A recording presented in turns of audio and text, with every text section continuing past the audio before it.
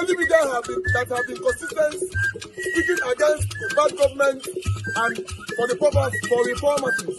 Niger what yo?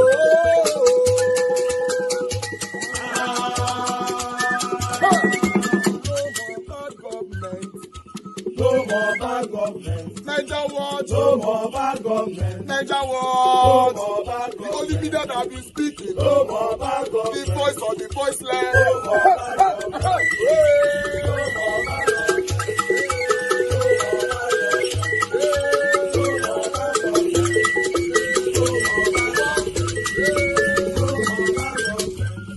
No more bad government. For the poor, no more bad government. Niger what? No more bad government. Niger what media? No more bad government. No more bad government. No more bad government. In Nigeria, no more bad government. No more bad government. No more bad government. The only media, the number one media in Nigeria, no more bad government. That have been speaking against government. No more bad government. Niger what? No more bad government.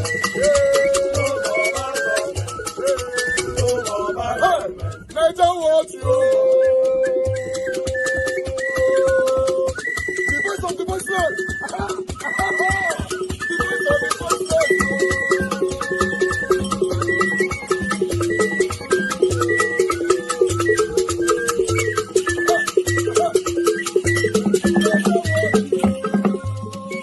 Voice for the voiceless. Voice for the voiceless. Niger what media? Voice for the voiceless. Niger watch media. Voice for the voiceless. The only media that have been speaking against bad government. Being consistency since 1944. Voice for the voiceless. Voice for the voiceless. Umuwame. Voice for the voiceless. Umuwame. Voice for the voiceless. Voice for the voiceless. Voice for the voiceless. Voice for the voiceless. Voice for the voiceless. Voice for the voiceless. Niger what you?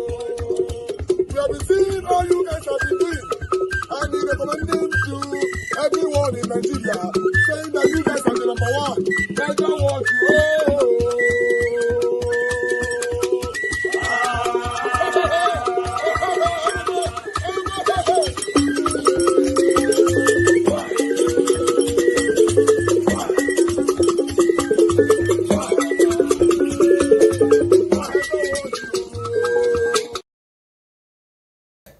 This is about Mazi Nnamdi Kanu. As you know, the campaign to release Mazi Nnamdi Kanu on health ground, make it not go die for inside DSS prison, have begun. Yes, Omoyele Sowore does start, even though he proposed on the 20th of October to march all the way to Aso Rock to tell Tinubu to pass law or whatever decision to release Nnamdi Kanu. But the movement has started today. As all, you can see what is happening on the background. I would like you to listen to what Omoyele Sowore have to say, Mazi Nnamdi Kanu's lawyers, and other concerned Nigerians, including Mazi Nnamdi Kanu's younger brother, have something to say on this particular video. Guys, let's watch this together. Hip, hip, hip.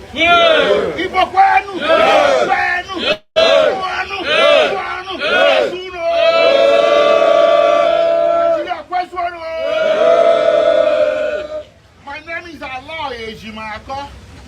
I'm the special counsel to Mazi Nnamdi Kanu.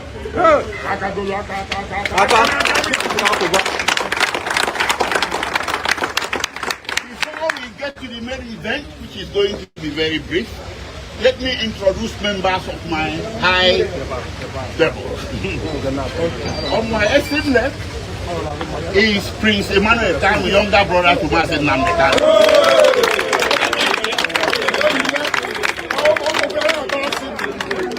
On my immediate left is Dr. Maxwell Opara, a member of Mazi Nnamdi Kanu. On my extreme right is Barrister Mandela Umweboro, a member of Mazi Nnamdi Kanu. And on my immediate right is the man of the event.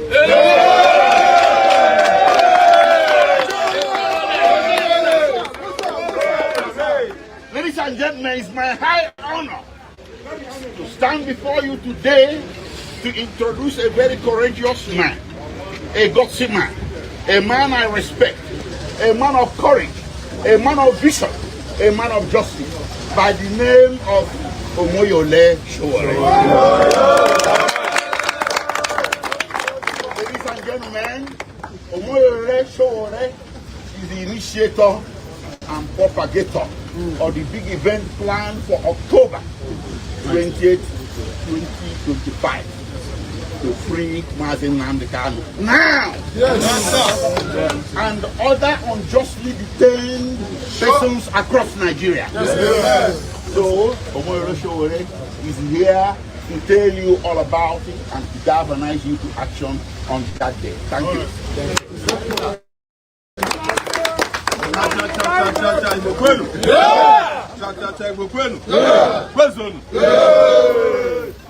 Our business here today is very brief. We have had to endure the unjust harassment, intimidation, torture, extrajudicial killing, and continued illegal, unlawful, and unjust detention of Nnamdi Kanu. He's our brother, he's our blood, he's one of us.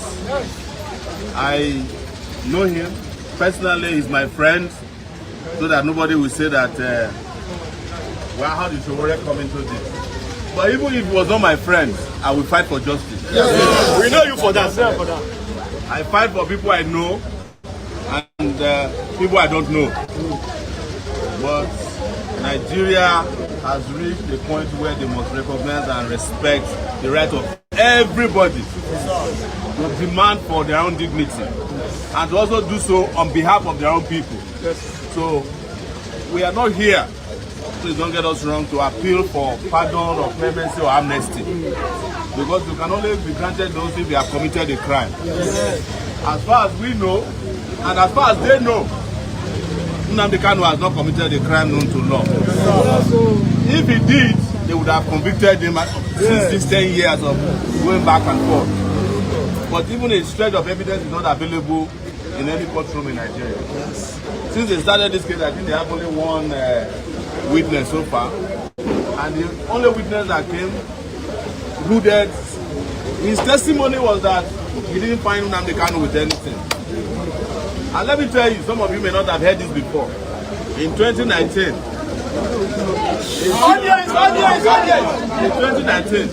a secret charge was filed against me and Nnamdi Kanu together. That we are trying to overthrow the government, that we killed some policemen. They could not even arrange for it because it never existed. It existed only in their imagination. And but let's even talk about what they do these days. 3 days ago, Tinubu pardoned some of the best, I would say the best criminals. The best and the best. 53 drug dealers. You know, when you are president and you want to pardon people, you pardon people from your community. We understand. Yes, we understand that. One of the worst kidnappers in this country was pardoned. A woman who killed her husband, was pardoned. Several other high-profile criminals. The lawmaker who collected bribe with his cap, Farouk, was pardoned. And we are here debating that somebody who didn't commit a crime should not be let go. What we are asking for is very, very straight. We want an unconditional release of Nnamdi Kanu. No condition attached. Not even a shorty. Because last time that they asked him to go and bring shorty, they still went, drove him out of his house, killed people there. They arrested the shorty, Abaribe. I was staying in Abaribe's DSS bed after they have released him. Most people did not know he was arrested and detained for several months because they kept it secret. That's why we are not providing any shorty this time. No more victimization of anybody. But we are going to make this happen on October 20th, 2025. Next Monday. We have come to seek your assistance, support. Yes, the location is the Central Business District in Abuja.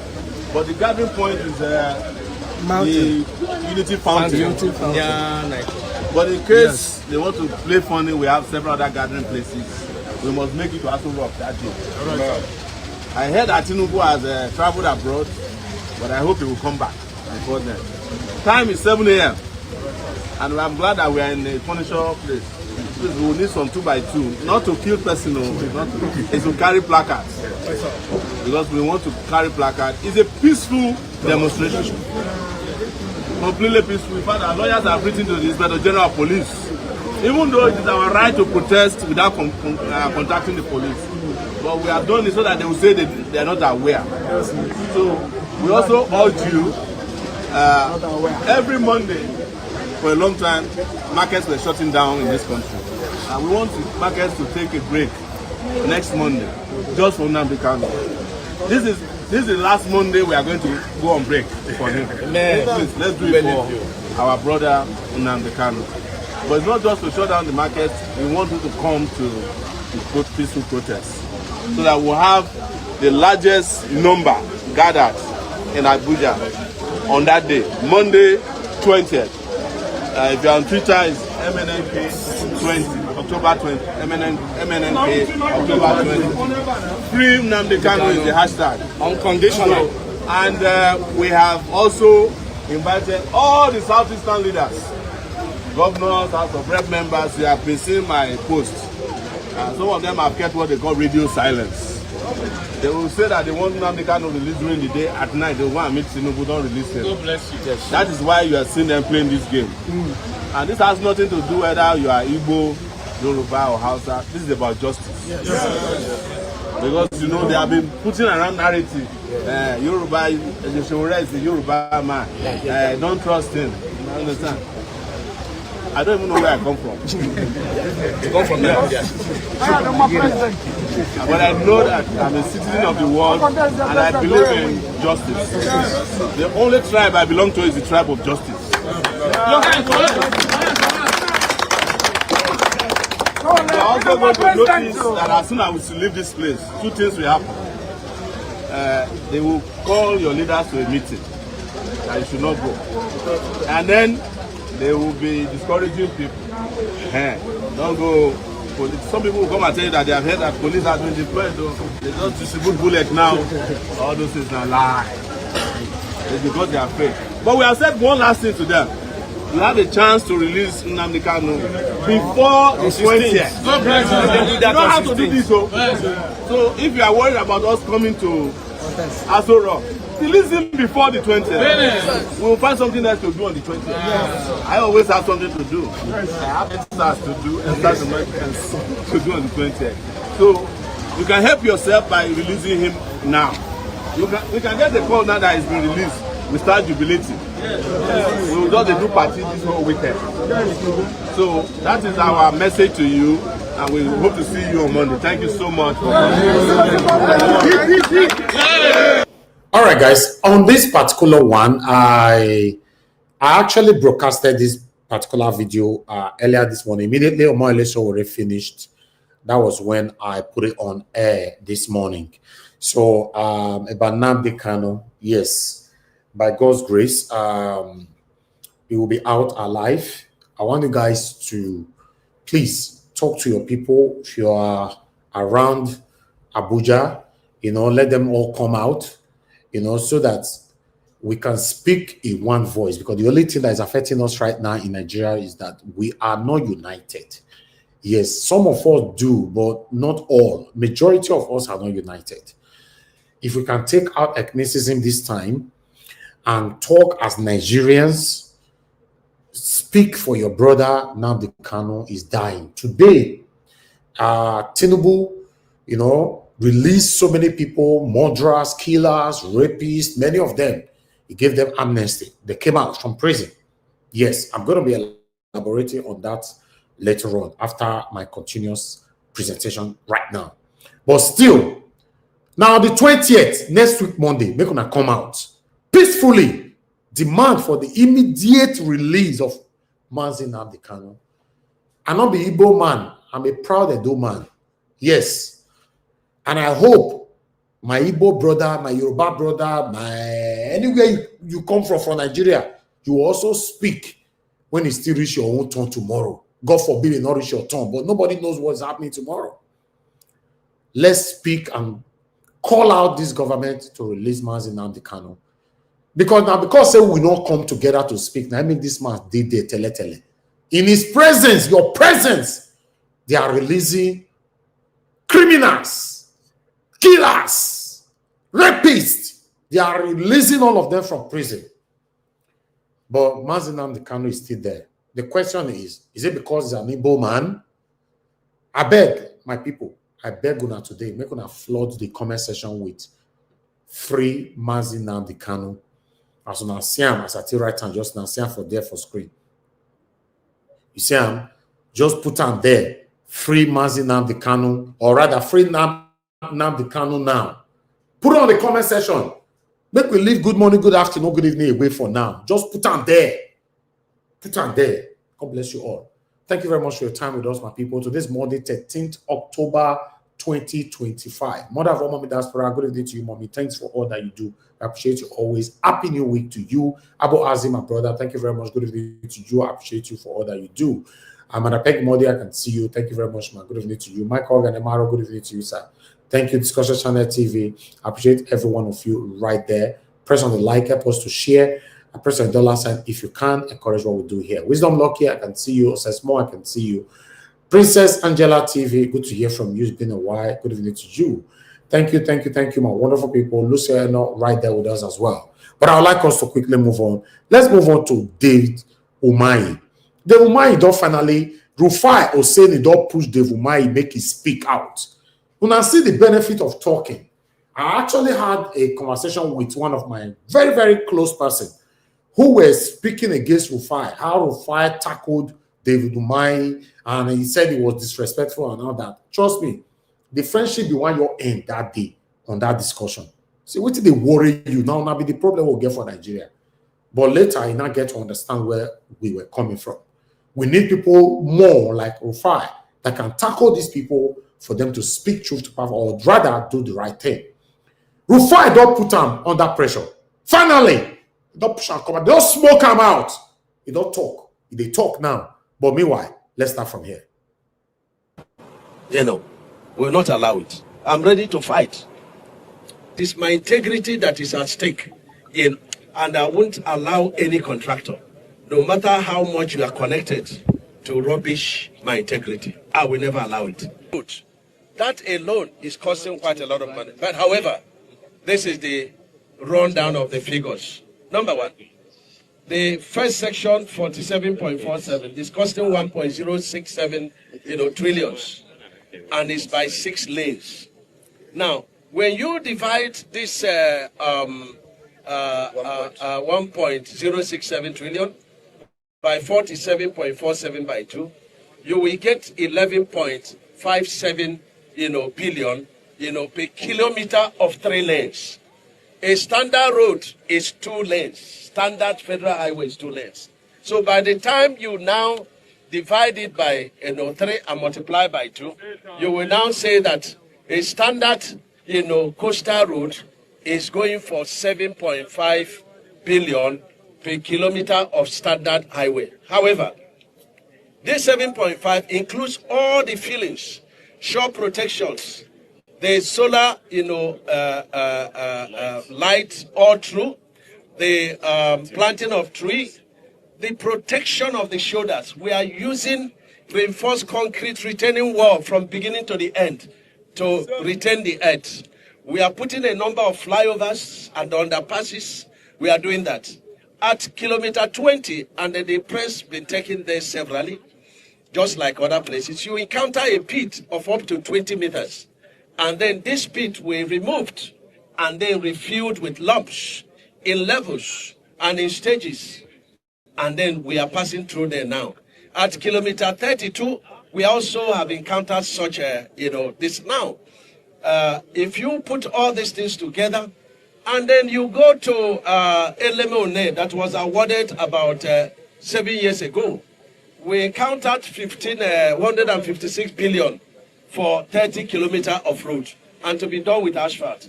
What we are talking about coastal highway is we are using 275 millimeter of concrete grade 40, and we are using Y 20 millimeter, at 200 longitudinal. and the Y16 are 500, which wise. So, leave out the president or any other person. Hold me accountable. Ask me questions, come for debate, and I will give you the cost of 1 meter cubed of concrete. In Bodo Boni, as at 5 years ago, the cost of 1 meter cubed of concrete awarded by the past administration is 729,000 per meter cubed. We started Coastal Highway with 350,000 per meter cubed. Now, let me also tell you that the Deutsche Bank that led the other international banks to review the cost of the project so as to fund the 70% of the loan component, they said that project was. When I say the Umai, they confess.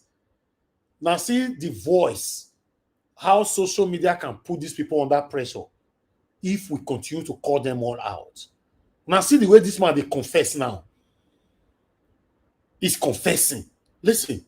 It was undervalued. It was undervalued. And when it was time to contribute, to give the loan, that project was oversubscribed by $100 million US.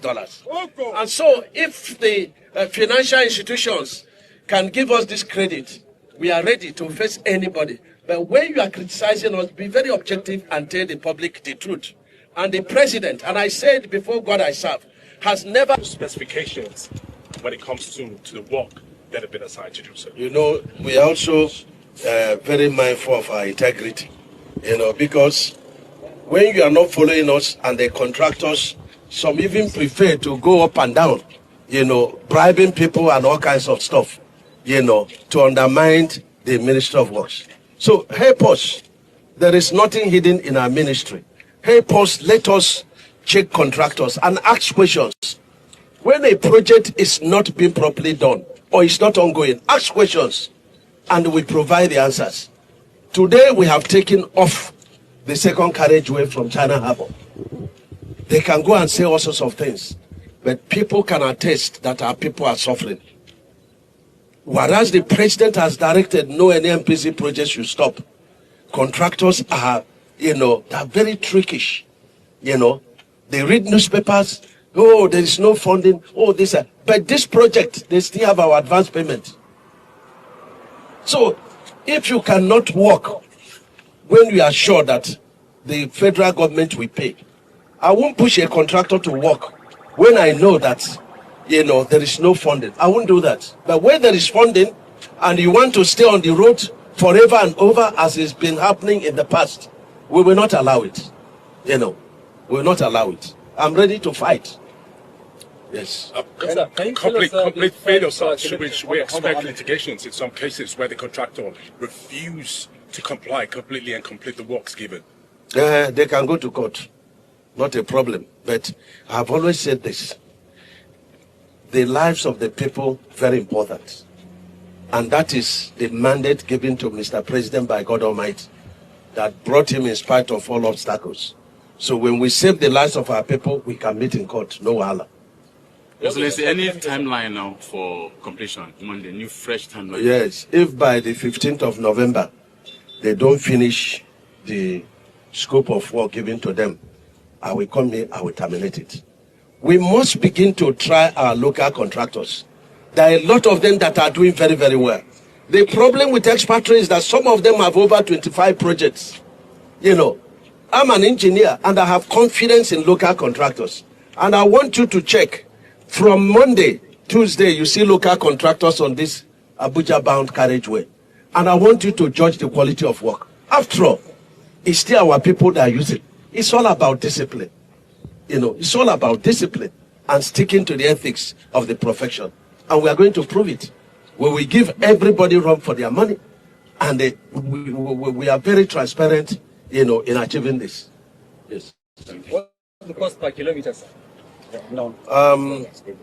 I would like you to ask me that question when I'm doing my final listing. And the problem is that we are a bit mischievous. I will run the figures again, and you will still ask me what is the cost per kilometer, again and again. But I will run it, and I will run it as a professor of engineering practice. And when I run it, keep it and use it and defend us. This is very important. So today, not today.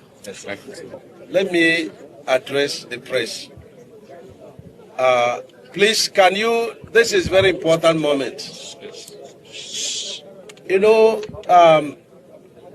For government functionaries, you cannot be tired of explaining and explaining. Yes. And I'm not tired of explaining this 4 legacy project of Mr. President. And I want to plead with people. You shouldn't just be interested in cost per kilometer. You should be interested in the quality of the job, the kind of project we are doing, the impact of the project on the economy. Now, when people are asking cost per kilometer, I went to 4 television houses at the beginning of this project, and I've directed that my encounter with Arise, where I was using my head, and is it Rufai they call him, was using calculator. And it was Abati that was begging us, say, please, it was, that was begging us to stop, because I gave classical and empirical account of the project. But let me also say, apart from directing that encounter to be on social media, let me also rerun the program. Now, the first section is 47.47 kilometers, and it's 6 lanes. And these 6 lanes, we also have additional lane for train. And so we have a corridor of 60 meters. These 60 meters, we filled sharp sand from beginning to the end. And at Challenge 3, we encountered refuse that went up to 10 meters. We excavated this refuse up to 10 meters. We refilled it with pure sharp sand. At kilometer 13, we encountered ocean surge, and we have to do what the Eco-Atlantic did to protect the road. That alone is costing quite a lot of money. But however, this is the rundown of the figures. Number 1, the first section, 47.47, is costing 1.067 trillions, and it's by 6 lanes. Now, when you divide this 1.067 trillion by 47.47 by 2, you will get 11.57 billion per kilometer of 3 lanes. A standard road is 2 lanes. Standard federal highway is 2 lanes. So by the time you now divide it by 3 and multiply by 2, you will now say that a standard coastal road is going for 7.5 billion per kilometer of standard highway. Now that one they ask you, tell now, cost per kilometer, Rufai they ask you. Finally, this man saying at 7 point whatever billion. After he don't go consult, talk to people left and right, they've prepared themselves, put on the figures for him to face the press. They have a long way to go. But meanwhile, let's continue with Arise. Social media has been awash with reactions after the Minister of Works, David Umahi, fired back at Oyo State Governor Seyi Makinde over criticism of the controversial Lagos-Calabar Coastal Highway project. Makinde had questioned the true cost per kilometer of the highway during a stakeholders consultative and engagement meeting last Thursday, accusing Umahi of dancing around the cost. The minister, in response, while speaking during an inspection of the Kefi section of the Abuja-Mararaba Kefi Road, refuted Makinde's comments, stating that the governor misunderstood the nuanced details of road cost evaluation, insisting the highway should not be reduced to political soundbites. He then pointedly referred to Makinde as an electrician. Let's take a look. He had, somebody showed me what my brother and friend, Governor Makinde of Oyo State said. I don't want to join issues with him, but I think he's an engineer. I think he's an electrician Oh, sorry. They call it elect. You know, elect. This road construction, elect, no reach there. I'm a senior in governance, and I'm a senior in engineering practice. And so anything he doesn't understand, he should call me and ask. And I will not join issue because I have respect for our governors. I have respect for him as my friend and brother. But he should withdraw the word that I'm dancing around. I never dance around. And if he insists, he should come for debate. That is very important. He should come for debate, and we can this thing, you know. So there is no ambiguity in cost per kilometer, but I'm teaching them that cost per kilometer could be divided into estimated cost, which has elements of variance, and then average cost, which is definitive. That is what it is. That was the minister there. He maintained that calculating average costs for a project of the Lagos-Calabar Highway's magnitude was impossible, reminding Nigerians that he remains an authority in the field of engineering.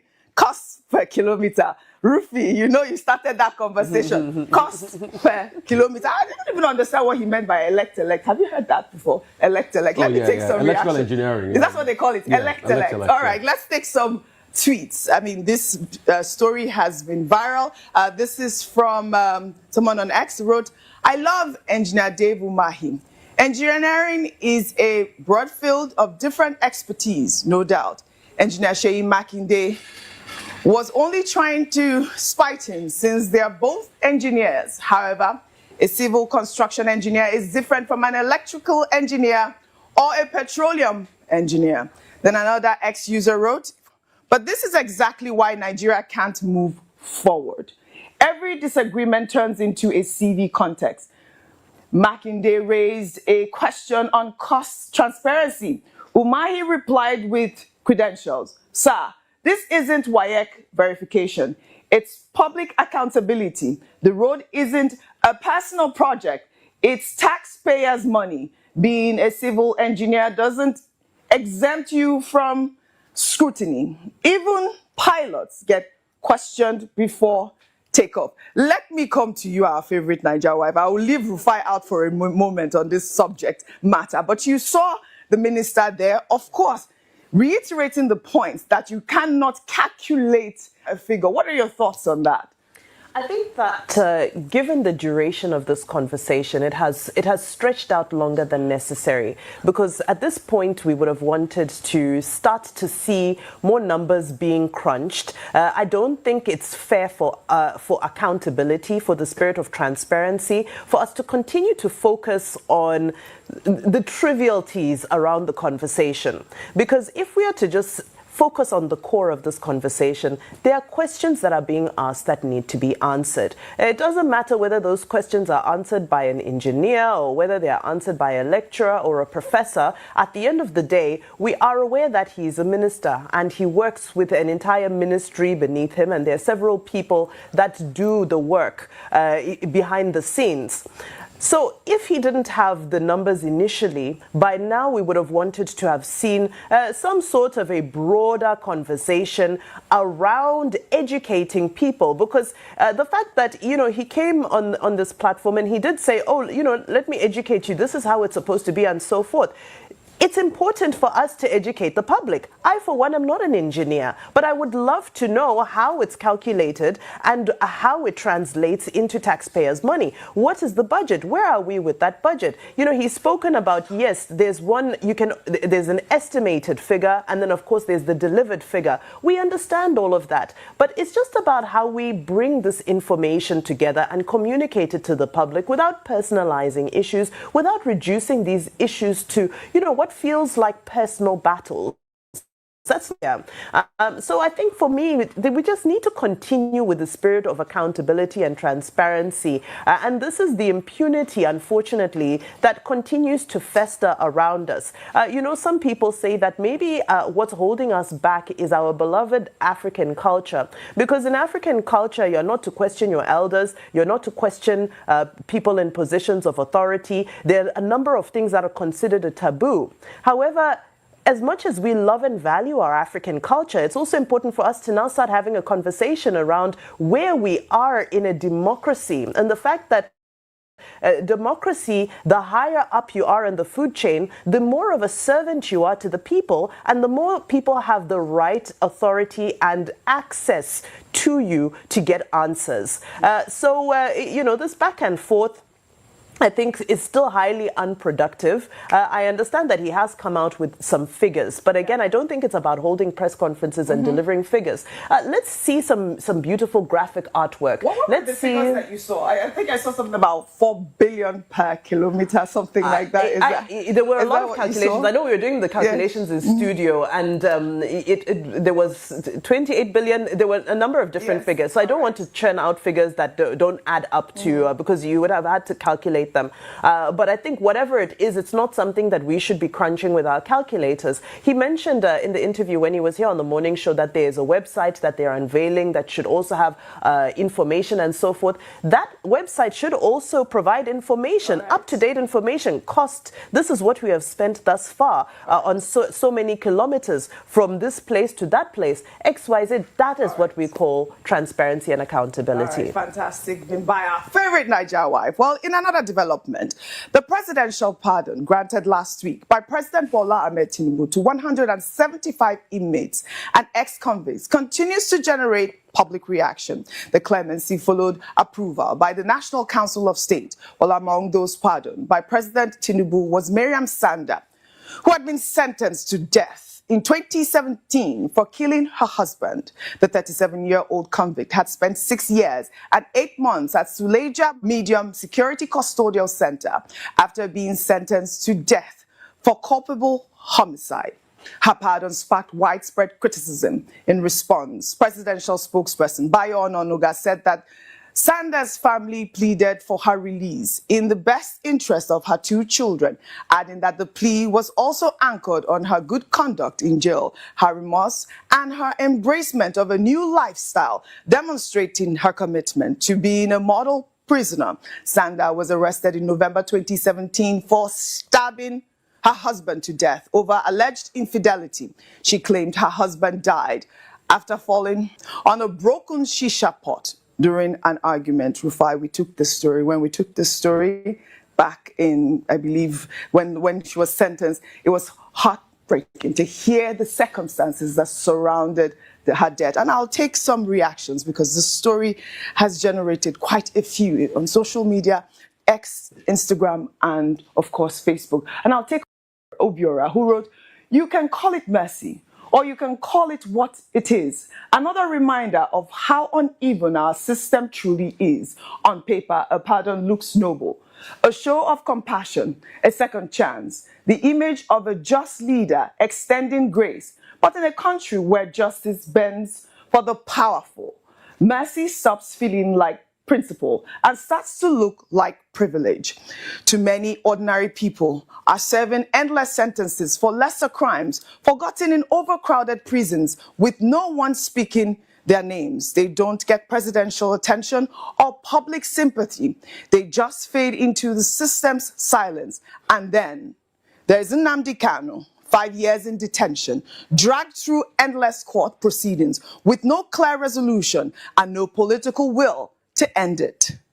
The same government that can find compassion in one case somehow finds only punishment in his. That's not justice. That's selective morality." Rufai, we had Honorable Obia Agwocha on the morning show yesterday, and he, touched on this particular Twitter user's comment, the fact that, the only thing that Nnamdi Kanu is looking for is a release so that they could attend to his health. And, this sort of conversation of who gets pardon or not is, the sort of conversation I'd like us to have. I'll take another expose before I come to you. And this is from Awele, who wrote, "Was the family of the late Bilyamin Bello, that's her husband, consulted and in agreement before his killer, Miriam Sanda, is being granted pardon?" That's the question. The reason for her pardon is vexatious. The late Bilyamin had his life cruelly cut short No opportunity to see his children grow up, and Miriam is free. And that's one of the conversation, that Miriam is free so that she can attend to her children. Your thoughts on the story, Rufai? I like to talk with empirical As facts. always, yes. Presidential pardon, offense committed, October 2025. Drugs, 29.2%. Unlawful mining, 24%. Homicide, 13.5%. Fraud and corruption, 12.3%. Hijacking, 5.3%. Firearms, 2.3%. Robbery and theft, 2.3%. Human trafficking, 1.8%. You see, at this rate, let's all go mad together. Because if we have now become a nation where we pardon criminals that our institutions fought hard to convict, then President Tinubu, in your next pardon, I have some names for you. You must pardon Lawrence Omajiakpo Anini. You must pardon Oyenusi, the criminal. You must pardon Shekau. Look at the joke Nigeria has become. You pardon all these people that have perpetrated heinous crimes, then you now have to drag the name of Herbert Macaulay in it to make it look legitimate. You now have to drag some of our founding fathers in it to make it, after you pardon all the criminals. Look at Farouk Lawan. There was a sting operation where the state security agencies, they were the ones that baited him with the bribe, the max notes. He pardoned him. So what nation do we have? What nation, I ask, do we have? But in the case of Nnamdi Kanu, people have been speaking. Some Igbo, top leaders came to Buhari last time to seek a peaceful resolution to the matter. No. Nnamdi Kanu is not being granted access to see doctors. This one, they're not even asking for pardon, access to see doctors. But all of a sudden, we are seeing all of this pardon flying around. So what lessons do we want for children in the generations yet unborn? A woman, we took the story here, planned the attack for good measure, also lacerated the husband's body. You say you talk to the woman's family before you pass. So the husband family, they have nothing. How would the husband family feel today? And that's the right question. See, the prerogative of mercy is expected that a president will be able to, dispense that prerogative reasonably. But as it is today, like somebody was saying today, I think they should be adding civil society so that we can circumvent the names brought forward. You see, our nation has just become a joke where anything happens. At this rate, we'll start pardoning certificate forgers if they will not even give themselves pardon already. Right. So what kind of nation are we living in? What kind of generation do we want to give? What kind of country? How would they give themselves pardon? Tell me. How would they pardon themselves once they forge the certificates? No, people like Nnaji that their allegations of certificate forging. Yes. When they get to positions, they will pardon themselves now. All right. When they get high up there, they will pardon themselves. We are living in a country where, you are having all sorts of... let me read a newspaper article that was written many years ago for you, Oji, where somebody was saying that people of questionable characters will be the one ruling Nigeria over the years to come. See, New Breed newspaper, this was in 1990s something, where they were saying drug barons may determine the political future of Nigeria. These are the these are the issues in the country. This is not nice. And please, President Tinubu, with due respect, let's stop all of this. Let's make it make sense. Yes. I mean, we have to live in a country where it appears that the federal government, presents itself as being accountable, fair, and just. What is good for the goose, is that how they say, is good for the gander. The gander. Well, we'll continue to follow up on this story. I'm sure there will be more names that will come up from this executive presidential pardon.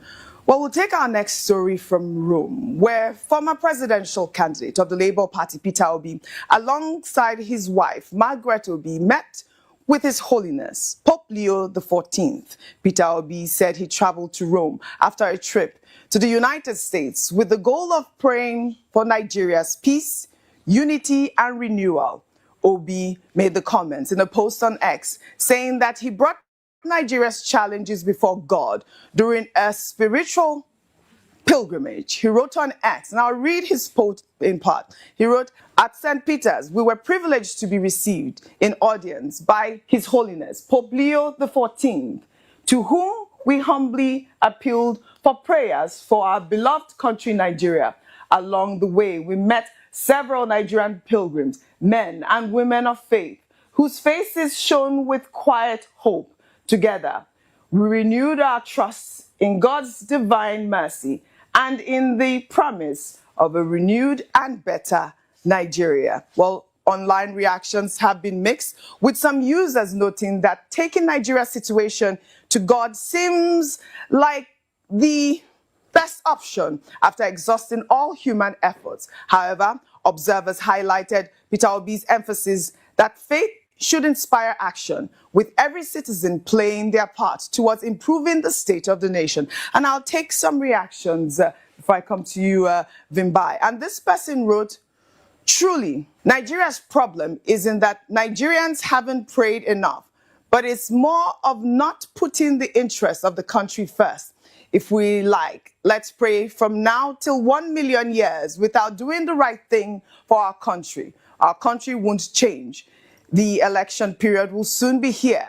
Let's make the right call. Hashtag God bless Nigeria. Another ex-user wrote, whether I agree or not about taking Nigeria's matter to God, I think as a nation, we must first take the matter into our own hands, because even the Bible said the violent ones take it by force until we do our part to take this nation from political vampires, looters and thieves. God is not going to come down to help. And I think that is a valid point, Vimbai. But in the meantime, President Bwala Tinubu has arrived Rome, Italy, to participate in the Aqaba Process Heads of State and Government level meeting focused on West Africa's security crisis. The meeting, beginning October 14th, introduced a bill in the U.S. Senate titled Nigeria Religious Freedom Accountability Act of 2025. The legislation seeks to restore Nigeria's status as a country of particular concern under the International Religious Freedom Act and to impose accountability measures on government officials. Let's hear from the officials of Nigerian government. I'm being joined by Mr. Daniel Bwala, a lawyer and a spokesperson to President Bwala Tinubu, who is live for us here in our studio. Thanks so much indeed for joining us tonight. Thank you for having me. How damaging is Senator Ted Cruz's position? He's not only saying it, he's moved it as a movement of law for an act of parliament in the United States. First of all, Senator Ted Cruz is having a declining popularity in the U.S.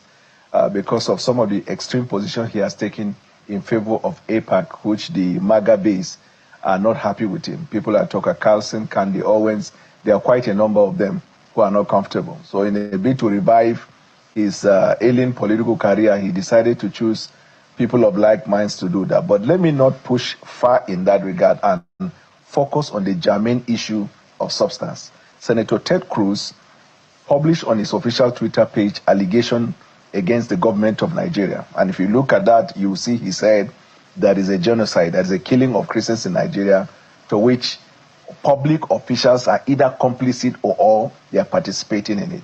In other words, he's trying to say that there is a genocide and the genocide is perpetrated by Nigeria government.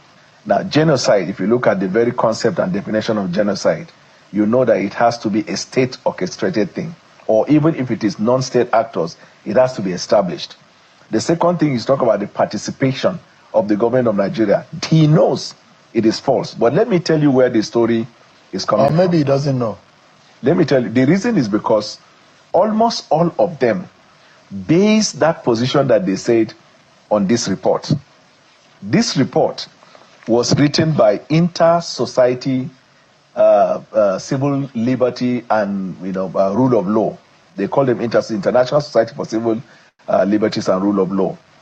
Directly be impacted by the killings in Nigeria. Right. For example, July this year, some Nigerians, some of them who are from Benue State, they had a protest press conference in Washington, D.C. Right.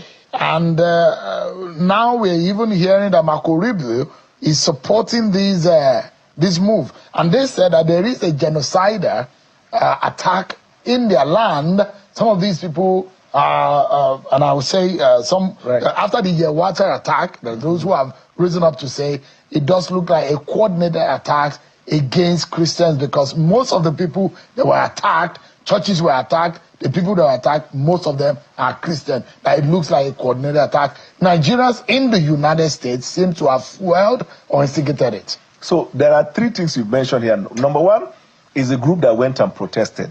Number two, the issue they presented to the congressmen. They are fabricated and half-truths. Yes to the fact that there have been killings.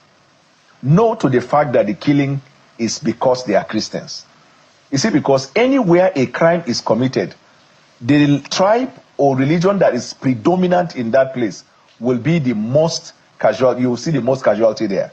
In the same way you see in Zamfara, in Sokoto, in Katsina, in Kebbi, where these bandits have come and killed people, abduct people, majority of them are Muslims. So when you go to Benue and Plateau State, where predominantly they are Christians, when these things happen, the most of the casualty will be what? The Christian people. Could it be, sir? But let me tell you this one. Recently, there have been arrests of individuals that were fomenting crisis in Benue. Guess what? They were flown in the public media. Some of them are Christians. So some of the places, the crisis there, they ask their governors will tell them, because governors receive intel report. It is not because they are Christians. Either it is based on land grabbing, cattle rustling, cattle this, whatever it is, that is the component. That's why United States Institute of Peace never mention religion. So when you go to the United States and you push religion, that you are being persecuted before you are Christian, to me, is a mischaracterization of the real issue. I was never paid attention to it until an event happened at the United Nations. And 24 hours after that event, Bill Maher was the first to start talking. And he said that it's killing of Nigeria. If you're Western media, you are not talking about it. Shame on you. And I don't know why the Nigerian people are not in the street protesting. After he said that, two other podcasters said it. And then before you know, the senators, who are APAC-backed senators, and senators who have alien political career, those ones continue to say it and ask people to retreat. Now, this is how you will know that it is agenda. When Nigerians were crying insecurity, what did they do? They didn't do anything. Until now, they feel the opportunity presents itself for them to pick that thing up in order to create problem for Nigeria. And you talked about Marco Rubio may buy into it. Because before now, when Marco Rubio was an ordinary senator, Marco Rubio was among the persons who were pushing for that kind of a thing. But we are committed in bringing out the falsehood. We admit there is insecurity in Nigeria and we're fighting it. We have made significant progress since 2023 when the president came. None of the insecurity in Nigeria relates to religion, and we are making the progress that is required.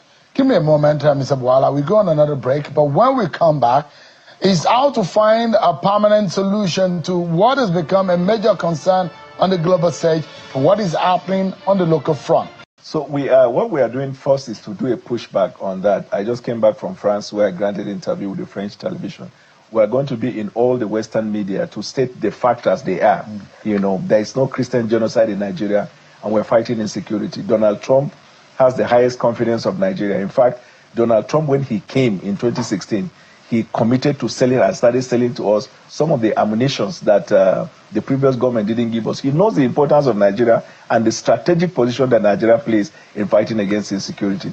All these things that these senators are doing, tending to push him to make official statement or take a position, will not work, because this agenda is premised purely but what on are we agenda doing locally? I mean, if the optics and the reputation is what is being damaged, what about the real action on the ground? Is this government really saving lives of Nigerians? Are Nigerians safer today than their lives were before this government came into office? Nigerians were superlatively safer today than they were, because you know that before 2013 or 2023, there were prison breaks everywhere in Nigeria, even in Abuja here. You couldn't come, the daylight, they will come and kidnap people. Before President Bwala. Now lie, this man your talk. Now lie, this man be. Can you just imagine that Daniel Bwala said Nigeria is safer today than before, even Buhari's time? My people, now let me hear this one, I'll be waiting. How is Nigeria safer today? Buhari's time was more safer. This time around now, they are going from houses to houses, robbing people, kidnapping people, and you are saying that Nigeria is more safer today. How? Where? When I say Bwala, broad daylight lies down at the year so from Bwala, than Bwala. Who came on board, and then you saw those everyday killings in every part of this country. But after he became president, we have not had prison break. People are going about their businesses all across the country. We see skirmishes of insecurity every now and then, which is usual. If you look at the world crime record now, the crime that are committed on an average in a day in America is more than the ones committed in Nigeria right now. If you look at it, in England the other day, a Jewish community was attacked in Manchester. You would have thought they won't have crisis. In America, Charles Kirk was talking in the daylight. They killed him. So some of this insecurity you will see there, but in a whole, this government is making all of the progress required. Daniel Bwala, President's spokesperson, thank you so much indeed for your time tonight. I appreciate your time. Thank you. Just before we go, everyone, there is a matter that we need to address as a people. Tonight, as the conversation on governance deepens, one question stands taller than most. Who leads our elections? And what does that choice say about us as a nation? At the heart of Nigeria's democracy lies an institution that should be beyond suspicion, the Independent National Electoral Commission, INEC. Yet its image today bears the bruises of public doubt, fractured trust, and lingering controversies from the 2023 polls.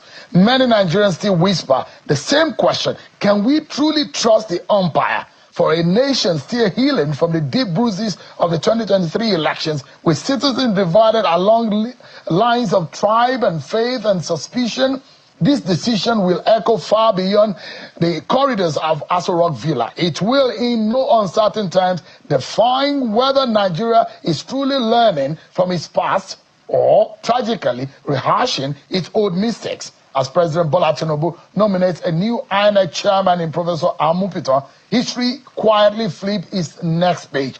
This is no ordinary appointment or nomination. It is a defining test of integrity. INEC's reputation today is undeniably dented, its credibility shaken, its neutrality questioned. Many Nigerians feel their votes no longer speak for them. And when the ballot loses its voice, democracy itself begins to fade into the shadows. The appointment of the next electoral umpire must, therefore, be handled not as a matter of political convenience, but as a sacred national trust. Mr. President, the Nigeria of 2027 is not the Nigeria of 2023. The people are more aware, the divisions sharper, the stakes immeasurably higher. The wrong choice or even the perception of a wrong choice could irrevocably tilt our fragile nation toward a corrosive cynicism and a dangerous apathy. A silence that is deadlier than any dissent. History is replete with examples from Sudan to Venezuela where weakened institutions became the matchstick for instability. We cannot and absolutely must not walk that perilous path. The National Assembly, too, must remember, this is a profound test of conscience. Nigerians are watching, and they will remember every action. When the time for judgment inevitably comes, no lawmaker will be able to hide behind the anonymity of the crowd. Every single vote cast in that chamber will count, not just on the floor of the Senate, but in the very hearts of the people. And to the nominee himself, this is no ordinary office. It's a seat that will define your life and shape your legacy for generations. Every past affiliation, every carefully chosen silence, every single decision will be scrutinized under the harsh light of public expectation. Nigerians have seen far too much to be taken for granted ever again. If you must serve, then serve unequivocally on the side of good. The immense power to redeem the fate of millions is squarely in your hands, Professor Ampito, or to lose it forever. And to citizens, this is your moment to do not look away. Democracy does not defend itself. We, the people, defend it. Demand transparency, demand fairness, because silence today is without question complicity tomorrow. Mr. President, history is calling, and his voice is clear. Build a democracy that future generations will rise to thank you for, not the one they will curse in bitter regret. Just before we go, everyone, let those who hold power remember. Happy birthday to the president's son, Sheikh. Not in who rules it, but in how it's to thank you for, not the one they will curse in bitter regret.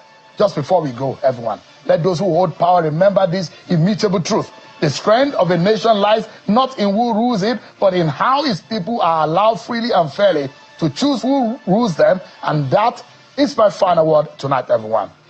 Many thanks for watching. I'm sure. All right, so happy birthday to the president's son, Sheyi Tinubu. Now, I have a lot of questions. I wish you long life and prosperity, but that's by the way. Now, today is your birthday, and it is everywhere that they are sharing 1 million Bibles nationwide in Nigeria. Now, that is very, very suspicious, right? First things first, you are not even a Christian. You are a Muslim. Why are you sharing Bibles? You see, this brings us to what I always talk about, right? Religion is meant to control, especially in Nigeria, right? Religion is meant to control. Now, instead of Sheyi Tinubu to actually share something that will probably be beneficial to the Nigerian youth. Of course, it's not in the government, but he is part of the government some way, somehow. He can move and he can change things. There are a lot of things that you can share to benefit Nigerians. Why 1,000 Bibles, if not to catch people with the mindset of religion? Yes, we are suffering in Nigeria. Take Bible and pray. And pray. Instead of demanding that the government will do for us what they are meant to do, you are sharing Bible. So every other person, you are doing something, oh, he's sharing the word of God. No, it is control. It is actually control. This is not a good thing. I don't know how anybody wants to see it. This is just my opinion, right? This is a mind game. This is a control game. Yes, take and go and pray. And it is the same thing that they do to all the big religious leaders in Africa and in Nigeria. It's a thing where they condition your mind to tell you that, oh, there's a problem. Just keep on telling them that God is going to do it. It's not just the Christians. Even in Islam, it's the same thing. All those sheikh, imam, this one, they don't carry money, give them. They don't give them money, take. Wanna take. Then what do you do in return? All you have to do, when the people don't they vex, say, come. Our rights, we are not seeing our rights. When they chop money, we know they see anything. All our natural resources, all our money for our country, now the chopper will not see them. So those imams and those sheikh and all those ones, now then the hotel say, tell the people, say, may they no worry. Say, may they continue to pray. Say, Allah will do it. Not just that, that if they don't make it on earth, that they will make it in heaven, in paradise. Yeah, it is a game. It is a mind game. It is a very big game, right? That they will make it in paradise. Now they will go further. I'm telling you now what these people used to do, right? All these imam and co. Now they'll go further to tell them that, oh, all these big men that you are seeing, that they are enjoying their life on earth, that they are going to hellfire. But you now, where you know if you chop, what's it they chop, and this one will be their hard work. Now your country money, you will not get that access. They will not say, oh, you are going to paradise.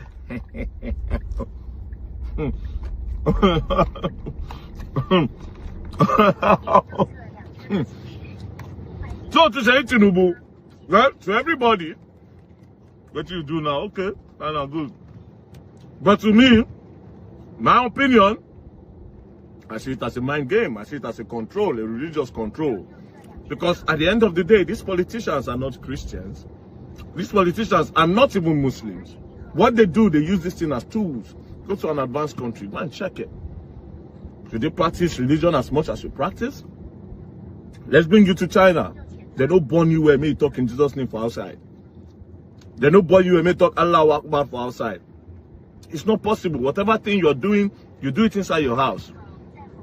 Because in Nigeria now, you don't know say this one are Muslim. You don't know say this one are Christian. Sometimes Muslims don't associate with Christians. Sometimes Christians don't associate with Muslims.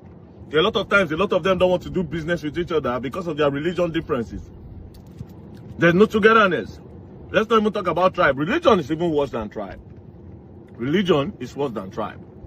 Anyways, Sheyi Tinubu, I wish you a happy birthday, prosperous. I won't wish you share the phone before. I won't wish you the phone before, but I still wish you peace and love, my brother. Enjoy your birthday. But please, the Bible is a no-no. Because to me, my interpretation is control the people's mind with religion so they don't ask for their rights. They should think about praying. Oh, yes, I need this one. My government is supposed to do this. I pray. You see, this is the craziest part. Right? This is the craziest part. You see, Africa is fucked. Africa is fucked. Nigeria is fucked. Africa is fucked. Nigeria. Just imagine how 2027 election is already being rigged far in advance. Just imagine that. See, if you are a Nigerian and you're still hoping that there's going to be an election in 2027, trust me, you are the only one with that belief and mentality. The rest of us are no longer there. How can Bwala Tinubu be this wicked, be this heartless? Who is the man that you have just chosen for the next INEC job? Do you guys even know? At least already trending. You guys should know. The man called Ojo, Ami, and Pupita, Peter. I don't know the man name. I just can't call it. Are you aware that he was the lead counsel that defended the rubbish that happened in the 2023 general election? Are you aware? I'm sure most of you don't know. This man was the lead counsel to the legal team that Bwala Tinubu assembled to defend the nonsense that Mahmoud Yakubu and his INEC organized that they called the election. This is the same man that said it doesn't matter if transmission, as in he led the legal team that made a case against election result being transmitted in real time. Now the man has been handed over this juicy job. Tinubu, we never knew that you were like this. And woe unto those who clap, who always clap for Tinubu, calling him the greatest politician, the master strategist, with fraud like this. No now. It's very unfortunate that over 220 million people are hoping that come 2027, they will go to the ballot and try and vote out this incompetence, this corruption, this hunger and starvation, this poverty, this hardship. They never knew that the man. See, now we could even understand why everybody keep defecting to APC. They keep defecting to APC. They all know the plans. That there will be no further election in Nigeria until further notice. Because the man in charge has come to make sure it stays that way. And Nigerians, you guys have folded your arms. You're going to fold your arms and just watch this nonsense and injustice being done to you guys. The man who defended rubbish, the man who said FCT was not, all the nonsense that happened, the person who led that legal body, legal council, is now in charge of INEC. See, Nigerians, are we not doomed? We are doomed though. Now, to even make it worse, there is something I saw in the news. Specifically, I saw it on Salah Reporter. He said, that's what I'm displaying now.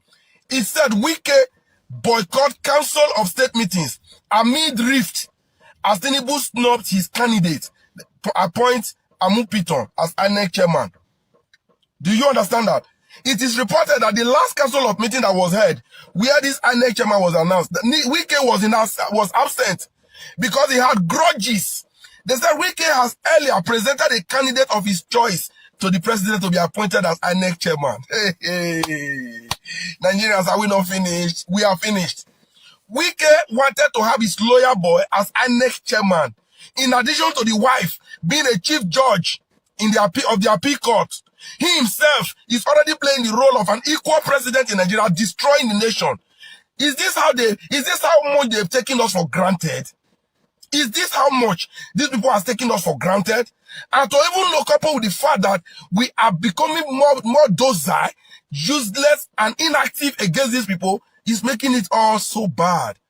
So for those of you that think Yakubu Mahmoud was the problem, I said before, was he actually the problem? I think with what is coming in now, you guys are truly going to find out that whoever that is being brought in, as long as the system remains the way it is, as long as Tinubu has the right, or the president of Nigeria, whoever he is, have the right to handpick an INEC chairman, the chief justice of the federation, the police IG, and the chief of army staff, in as much as one man have the powers and monopoly to handpick who these persons are, we will never make progress in this country. We will never. Tinubu has picked his loyalist. Wike is angry that his own loyalist wasn't picked. Hey, Bwala, Nigerian people don't suffer. We don't suffer. But in any case, I don't know. Somebody is going to come to my comment section to say Tinubu till 2031. This is not how to achieve that.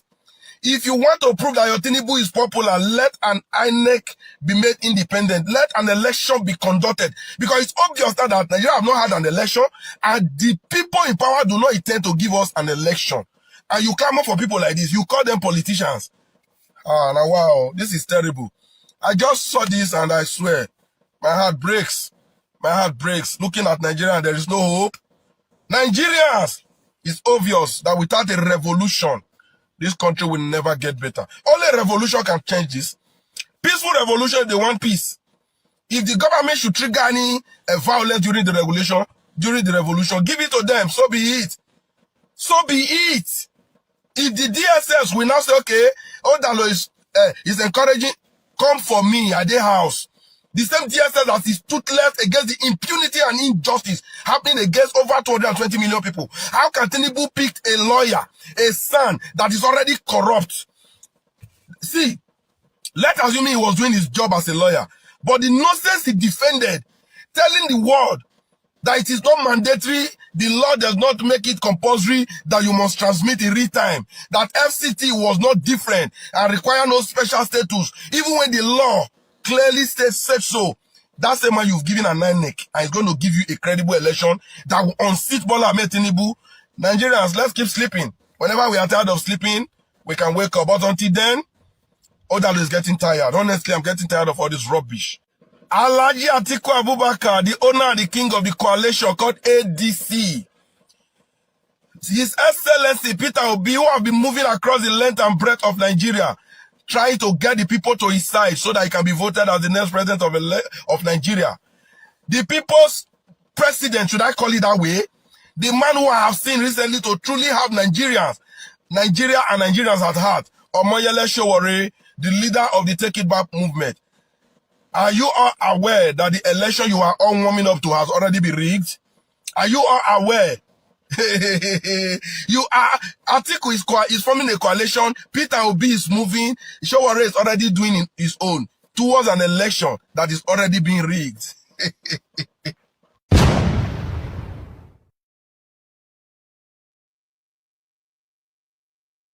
Not be small team and people. But meanwhile, let me round up my presentation, then we'll take it from there.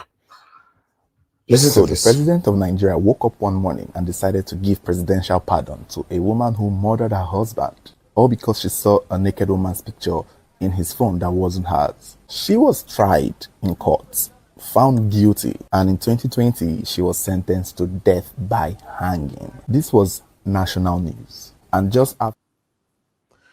So, as they talk, Tinubu don't give him, presidential pardon, and so many other criminals as well. They are having peace talk left to right, and a lot is happening. But unfortunately, Nnamdi Kanu is still in prison. Yes. So, are you thinking what I'm thinking? So I don't know. I'd just like us to move on for now. Let's take this, guys. Please help us to press on the like and help us to share. Governor Dapo Abiodun, our president has given us the authority, the power to ask what the governors are doing with our money, with your allocation. Sir, tell us what you are doing with the Ogun State allocation. No road is motorable in Ogun State. This is Itele, Lafenwa, Ayobo Axis Road. This road is so bad. This road is so terrible. The moment we see rain coming, we have to go and look for where to park our cars because this road is not motorable. I repair my car weekly, on a weekly basis. If it is not hand, it is leg. Sir, should I move my tax back to Lagos State where things are working, where I see value for my money? Sir, tell us what you are doing with the Ogun State allocation. There is no single road that is motorable that you will drive 10 minutes drive straight without you entering one pothole or the other. You will be coming from Lagos State, driving smoothly. The moment you are looking at Ogun State, Inuema Bajeni. Sir. Take a look at this video of President Tinubu. No matter what I do, they will still abuse me. Yeah. I'm the president. I won't do it. I will preempt you. So you are a failure. You just spoke. Me, I'm a performer. I know most of us out there don't like President Tinubu, but the truth is this man is disbursing money. As a matter of fact, the governors and the local government chairmen are the ones who are currently ruling this country and taking us backward. Now, this is the list of the top 25 local governments with the highest federal government allocation from January to June 2025. Now, this information is from StatiSense, so it is 95% legit. Take note of the top 25 local government that has received the highest allocation from federal government from January to June 2025. In this list, the first 20 are Lagos states. Now let's read. FASC received by local government areas January to June 2025. Top 25 local government areas. Number 1, Lagos State. Ali Mosho, 15.75 billion naira. That's what Ali Mosho has received from January to June 2025 from federal government. All this money is minus IGRO, minus internal generated revenue. Number 2, Lagos State. Ajeromi Ifelodu, 12.59 billion naira. Number 3, Lagos State. Kosefe, 12.45 billion naira. Number 4, Lagos State. Mushi, 12.29 billion naira. Number 5, Lagos State. Oshodi/Isolo, 12.24 billion naira. Number 6, Lagos State. Ojo, 12.12 billion naira. Number 7, Lagos State. Ikorodu, 11.89 billion naira. Number 8, Lagos State. Surulere, 11.64 billion naira. Number 9, Lagos State. Agege, 11.42 billion naira.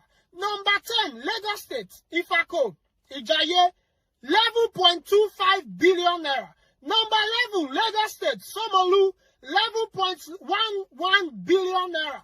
Number 12, Lagos State. Ikeja, 10.68 billion naira. Number 13, Lagos State. That's Amowu Odofin, 10.66 billion naira. Number 14, Lagos State. Lagos Mainland, 10.65 billion naira. Number 15, Lagos State. Etiosa local government. And this is one of the worst local governments.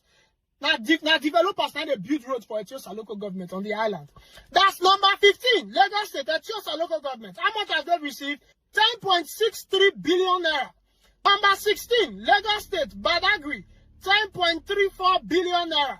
Number 17, Lagos State, Apapa, 10.13 billion naira. Number 18, Lagos State, Lagos Island, 10.08 billion naira.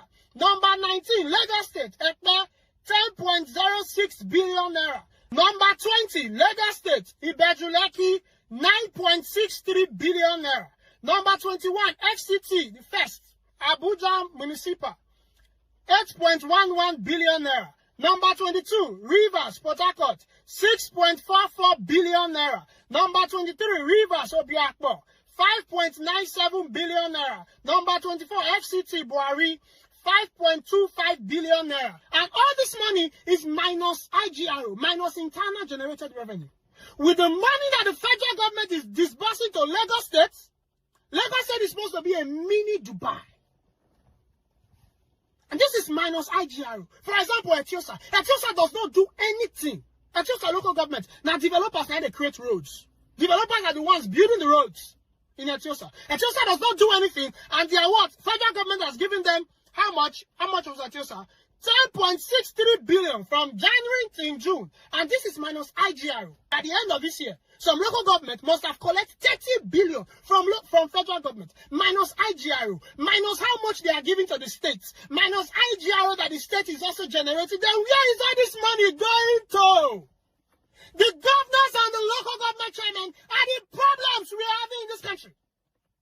And they are the ones we must face, not the presidency. For too long, we've been blaming only the presidency, whereas the governors and the local government chairmen are the problem. They are the ones we don't point.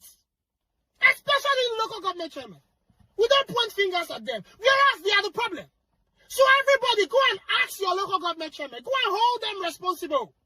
Go and hold them responsible. Leave the president alone. Face your governors and your local government chairman. Let's fish them out and expose them. It's not a trend. It's a movement. Okay, my question to Mr. Guma Scott is that is a question. Maybe another person can answer on his behalf, or if he's listening, he might make a video about it. If president is disbursing this huge amount to different states and they are not using it for the primary cause or reason why this money was disbursed out, does it mean the president doesn't have the power to chase on these people, or it means the power of the president ends when he disburses it, then he doesn't have power to question them what they use the money for. Because I don't get it. The reason why people are calling on president, I've said this so many times. If we can get the #1 seat right, Nigeria will become the best country in the world. You cannot tell me that Tinubu is doing the right thing by disbursing money left and right, and they are not using the money what it meant for. And nobody is questioning these people. I might be wrong. Maybe, you know, the president doesn't have the power to question them. Maybe, but I will wait for someone to answer that. I would like to take this particular one again from Scott again. Singapore. Okay, this is Singapore. I have to mute the music that he played. Look at Singapore. My people, look at Singapore. Una de Siam, tell me, do we have any place like this in the whole Nigeria? Including the Abuja we call FCT, in the whole Nigeria. Look at this is Singapore. Una Siam. Look at these skyscrapers. Hey, God. Our politicians don't kill us. In fact, the biggest problem we get now, people where they support these politicians. Then, listen to this. Competition. Listen to what he's going to say here. I'll take a look at the area view of Banana Island, Lagos. This is it. Nasia, this is Banana Island, the most expensive place to live in the whole Nigeria. Nasia, you know, now drone, now they record this one. So, does this place look attractive to you compared to the Singapore that you just watched just now? This is Banana Island, where they sell one plot of land for $1.5 million. One plot of land. $1.5 million. Before. You will not understand what I'm saying. Your mind cannot fathom it. You see this Banana Island and Ikoyi that we are using to Buga, that looks like our best and finest place in Nigeria, in a well-proper city. That's how Ajegule is supposed to look like. That's how Elekon is supposed to look like. We don't have a mega city yet. What we have is an advanced village. This is the most expensive location in Nigeria. And take a look at it. Just take a look. This is where the 1% of the 1% are staying. And houses here and lands here are well pricey. In millions of dollars, but take a look at the environment. Take a look at how it looks. See, we are now selling hype instead of value. So for those of you in the diaspora, be careful how you buy properties in Lagos. Some of the houses may be good, yes, but tell them to show you the gutters surrounding those houses. Tell them to show you the canal. Tell them to show you the entrance streets of where your house is located. You might see that there's a market on all of those streets.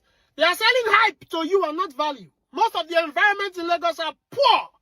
The environment are not dirty. They are very and extremely dirty. And this is not to defame Lagos. This is to wake up our head. So we clean up the city.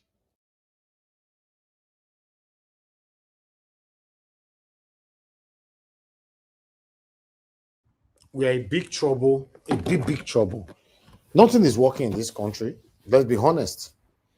Let's be honest. We just overhype things as we like, and all that is crazy. But meanwhile, the only performing governor that we know for now.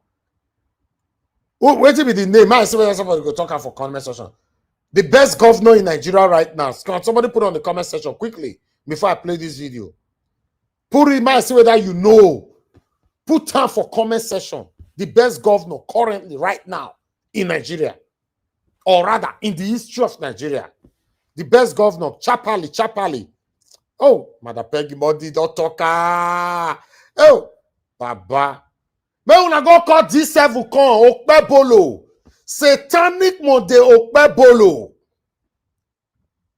May una see the way citizens they celebrate their own government. Please don't let this kind of governor be coming to this.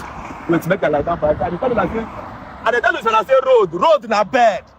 Dr. Alex Chioma-Oti, by far, is the best governor in Nigeria right now. I'm not even joking. Show them road.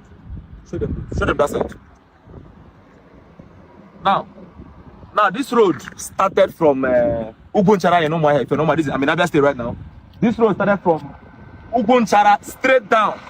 You pass like this, so you pass Uswak on the junction, still go to Akara. Ladies and gentlemen, when you talk about competence in government, no be church. Even though say Abuja people no come commission our road for us, so you understand, but we don't do commission. What we need now good road. The same thing goes from Umuahia Road down to Aba, no single pothole. Go around, come to this road. This is Uzuakoli, Umuahia Road. Come to, if you see one single pothole, I give you 1 million naira. If you see a single pothole, video it today. Today should be. If you see a single pothole from Umuahia down till Akara, down till you're going to Twasu Chukwato. If you see a single pothole, comment under this video, drop the picture. I will give 71 million naira. All the governors in Nigeria, make una leave propaganda and walk the road. There is nothing like unless to not send federal road.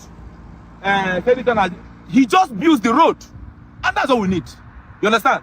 So this is a shout out to Dr. Alex. I know, only God knows what to touch you, but please let this kind of let this kind of governor be coming to this.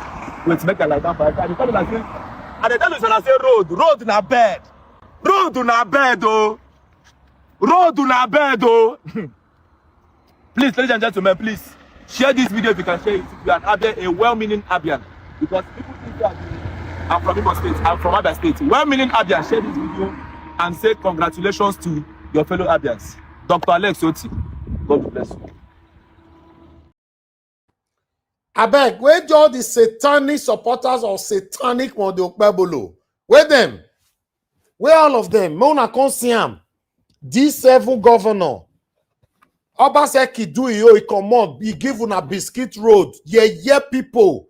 We talk when I say we hate Obaseki. Nigeria was hate Obaseki. Nigeria was hate Obaseki. That man escaped.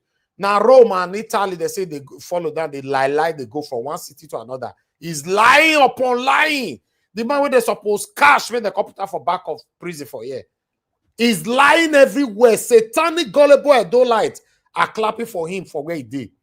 Now, they can't bring another satanic D7. And then, as we they talk, this D7 so does still get satanic followers where they talk say, oh, Nigeria, they pay you to be destroying your Bible. Just imagine, may God punish you. I be like person where be like una where the way make politicians give una money before una talk. God punish all the politicians where they impoverish us for this country. Nepen and Jawes made the insult Okpebolo. Tell me what Okpebolo is doing in Edo State. Apart from the insecurity that he promised us. That's the only thing this man is doing. That's the only thing I can say he's doing. Because that's his promise and he's fulfilling it. Obaseki rule for 8 years. You still see Obaseki supporters will now be saying, we're not going to remember Obaseki. Remember what? People. Tinubu, they put pepper for our eye. Now, some people are saying, oh, Buhari was the best. Just imagine. Does it mean the current one is bad? You now be saying, oh, Buhari is better. Some people, they are just see some kind of comment. Don't worry, we'll never see anything. I go remember Obaseki. Obaseki failed woefully. He failed. What did they talk? In case you don't know, from Lucky Benedion, they come. Oshomole, Obaseki, Satanic now, Okpebolo, all of them failed woefully. Okpebolo will certainly fail till he finish. They'll give una one road, you'll be happy. They'll give Alex Oti just in power for 2 years. See the smile where this man they put for everybody face. Me self, not be happy I for come from. I'm now wishing say maybe not there I for come from. Because I need better governor like him. Remember, I said this Alex Oti, they be dinaramo. They be want to do wuru make enough for come in. But God intervened at that time. That woman, may God bless her. That woman, that neck woman, you know, don't forget her name. We help us that time. D7 wey no sabi write im name. If you tell D7 of Edo State, the governor of Edo State, D7, make he spell D7, he cannot spell D7. You don't see that yeye dwarf for America. Very useless dwarf. These are people you go see, you suppose slap him for a Gorimakpa head, forehead. He was singing Obaseki's praises after he destroyed Obaseki for all 8 years. Because Aswai was coming into power, he was not singing Obaseki's praises. He was not singing Aswai Godaro's praises. Then they invited him, gave him money and everything. Now, Aswai did not win. This satanic dwarf in Texas just switch. Now, people will continue to sing his praises. Oh, God. You know what they pay me for all this? These people, they have followers. They have followers. They are beginning to ask, what did do us? How did we get here? Governor Alesotina, God will bless you, because this man, in fact, I think I need to find a way to see how I can invite him here. Just to come here, more rain praises on him. This man have done well. He's the best governor in the history of Nigeria. To me, I don't know if you have another history. Come here. Come do debate. Come tell me who better pass him. Come tell me. Now, don't see where you go rule finish. You want to come on. Your people say you know they go anywhere. Obaseki was waiting to run. And he escaped. The same way they go stole Okpebolo. Mona, no worry. Mona, no worry.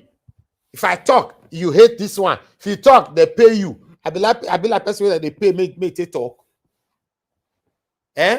Why should I hate anyone? If you are doing the right thing, of course I'll praise you. As far as I'm concerned, Obaseki failed woefully. Oshomole failed woefully. Satanic Lucky Benedict failed woefully. Okpebolo is already failing woefully in advance. Simple. What talk am I be? Because they put on for your payroll, you can now give your wife money, may take cook a goosey soup, wait for you. Then you now start singing their praises. It's crazy. Alesoti pay me so. Abuna wants to say, Governor Alesoti pay me at the present. Do you need to pay anybody if you are doing the right thing? If you are not con, mumu, una too con. Must you pay somebody if you are doing the right thing? Anyway, let's start talking. Good morning, good afternoon, good evening to every one of you right there. Thanks for your time with us today. I want us to start talking. Now, God will bless every one of you right there. Please help us to press on the like and help us to share. I would like to move straight to the first person on the panel today, which is Olumide, my brother. Are you there? If you are not there, I'm moving on straight to the next person. Okay, looks like you're not there. Margarita, please, you have the floor. If you're available, you're always available. Talk to us. Good evening. Almost, sir. Good afternoon. Mr. Elvis, happy Monday to everybody and happy Thanksgiving to every Canadian out there. I think it started with I think the last submission of Shiroko. Sorry, I am hearing something in the background. Okay. Okay. Then I think he said something about the economy, asking so many questions. For me, in all of it, I see that a weakened institution. I mean, Sharon was saying that, our institutions are being weakened on a daily basis, and all that. But I would say this I'll say it to Nigerians in response to what Sharon was saying. A weakened institution is the monster of the people created. That's how I see it. Every institution that has been run down, every system that has been twisted, it's a monster created by us, the citizens. Yes, I want to repeat myself.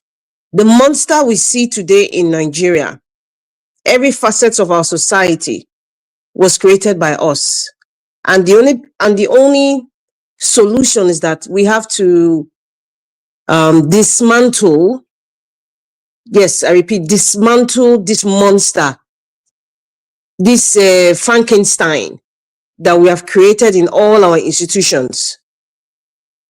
Now, it might be a very difficult task because the system has been so rotten that we have different categories of people with different mindsets. Number one, you have categories of people who do not see anything wrong in the people who control the system. Number two, we have sycophants that just deal with what what crumble the boss can drop, in their mouth, and they're very, very satisfied with that crumble. Number three, we have people who have subjected themselves to be majesties, perpetual majesties in these institutions. A typical example is the man from Babylon. A typical example is the political class. A typical example are religious leaders. Yes, they have crowned themselves perpetual majesties. And then it seems like the entire system is like an imperialistic kind of system. Nobody has any say. Nobody can question. And if you do, they will send their watchdogs to do whatever it is that they please, whether in the physical, the spiritual, or even on social media. This is where we are today. Who created that Frankenstein? In case you guys have read that book, Frankenstein is the monster created by, I think, what was the professor's name? It's a novel. I think Professor Igor. I can't remember, or maybe that was his assistant. Now, it's a monster that he created, he patched different body parts, different things, and he used the machine, and he created this monster that was creating chaos. But if you read that book, you will see how that monster was decimated. Nigerians, we are the ones that have to dismantle, let me use Peter Obi's word, dismantle this criminality, dismantle this monster that has ravaged the entire country. That's all I can, that would be my response to, what Sheung was highlighting. And it's left for everyone. If you want to be honest with yourself, although many people are not honest, it's left for everyone to take the decisions that they need to take. Yes, I already made my own decision a long time ago, regardless of anybody or people's opinion or whatever. It's really, at the end of the day, it really doesn't matter. What matters is what is right. What matters is being honest with yourself and being honest with God. That's all that matters. And I want to thank you very much, Mr. Elvis. Stations like this, media outlets like this, kind of help the society for people to learn, have a change of mindset, or rather a renewed mindset. Because sometimes you might be in a box, but the people standing outside that box can see your errors, can see where the problem is. Many of us here, many people listening, since the inception of Naija Watch, over time, I think it became so heightened during the 2023. In fact, I would say it started during former governor of Edo State's political aspirations, and it became so heightened. This is my own assessment, Mr. Elvis, and those listening. It became very, very heightened during the Nigerian 2023 presidential election. The awareness, the education. I see some people now getting to understand how government works. Many Nigerians haven't gotten to that point yet, but at least many people are having an idea of how government works. And it's due to the fact that we have a lot of talented, educated, very, very good people who come to this station, who come to this medium to enlighten the people. Listen, there's a difference between having an argument here. We have arguments here. Why do we have arguments here? It's because we want to learn. Like Mr. Elvis of Naija Watch always say, you don't argue to win, you argue to learn.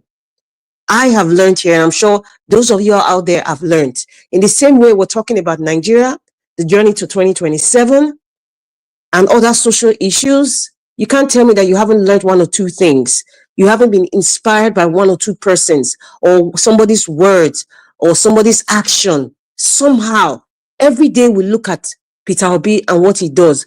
We're all learning. I have said this before. The things that we see every day, it affects us negatively or positively. When we hear about what's going on in Nigeria, it's either a police case or it's a family case or a government case every day. Just like Sonto Chukwu, that passed on the Arise News anchor, and then we talk about family issues here. We talk about the government, religious programs and comments, politics. Every day you are seeing it. Something changes in you when you listen to people who have a broader view about whatever topic that comes on here. Please, my people, try to grasp the good things. Everything is ugly right now in Nigeria, and it does something to us. Every day we see something ugly. We hear something ugly. Take it or leave it. It does something to you. In case you don't know, something is going on. And that's why I always talk about mental health, what we're seeing every day. So, Mr. Elvis, when you come here on a daily basis, I can't come here every day. I can't do what you're doing. I cannot do it. I don't take it for granted either. I don't. And I try as much as possible to show gratitude by thanking you every day and praying for you every day. Because if we had 20 of Niger Watch, just like Niger Watch, if you can do it on a daily basis, I think the education and the awareness will be more. Many people who were sycophants initially will no longer be sycophants because they will now understand the consequences of the kinds of decisions these people that you have put in power, these constituted authorities are making for you, your children, and for the future. Trust me, many people were sycophants that come to this program. They are no longer sycophants anymore because they've gone to a point where there is an awareness of how government is being run. There's an understanding of some level of how politics is being played in Nigeria. And I want to thank you, Mr. Elvis. And we're doing Thanksgiving in Canada. So what are you thankful for? Apart from thankful about life, there are people in your life and there are things that people bring to your life that gives cause for you to be thankful. Mr. Elvis, thank you. Thank you for bringing out this program every day that some of us cannot do. Thank you. I am thankful for you. I am thankful for Mommy Diaspora that comes in every day. When I say I love you, Mommy, people don't understand why I say I love her. I'm one of those people that I'm not shy to say express how I love somebody. Thank you, Mommy Diaspora. Thank you, Niger Watch team, wherever you guys are. Thank you. And Mr. Elvis, thank you. And if I say thank you to you, I'm also saying thank you to your wife and children because they're also part of this. They're sacrificing you to us every day. It's not easy. Thank you very much. And so when we come to this program and we're talking about what is going on, the situation of Nigeria, the journey to 2027, it's not a joke. It's a serious issue. This is about our lives. It's about our lives here. So I just want to say that the monster that we've created, this imbalance in our Nigerian system, this Frankenstein that we are trying to deal with every day in Nigeria, we are the only people, all of us, including me, all of us, we have a part to play to decimate this Frankenstein, this monster that has ravaged our country, that has ravaged our well-being, that has ravaged who we are as people. Yes, it has. Somebody's playing something in the background. Please, can you turn it off? And as per the issue of Sheyi Tinubu, his birthday and all that, I want you both to understand that because I actually read through about this sharing of 1 million Bibles. We have had, I don't know if some of you are aware, I don't know if in the 80s, I remember Like when my parents travel and they come back and bring a very small Bible. I don't know if they even do that anymore. It's like a pocket Bible. And I think that was one of the first time that when I was in high school, and I had one of those pocket Bible. I was so happy to because it's like a mini book. And I'm aware that going forward, and I got to understand that you see those pocket Bibles, those little ones that we see. I don't know if they have it in hotel rooms anymore. It was free. It was dropped in hotels. It was free. And many people always took that as a sort of souvenir, and it was something that was so common.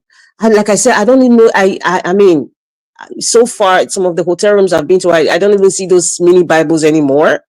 But those things were given freely. It wasn't advertised. It didn't need to be advertised. It didn't need to be like a souvenir, on behalf of somebody. That is, those are like, people who were evangelists. I think I got to know that it was something Christian Network. It's a church in the US that was doing this thing for so many years. A lot of people didn't even know it was free. It was worldwide. They even had missionaries that go about, and you go to hotels and they just give them boxes and they put it in every room.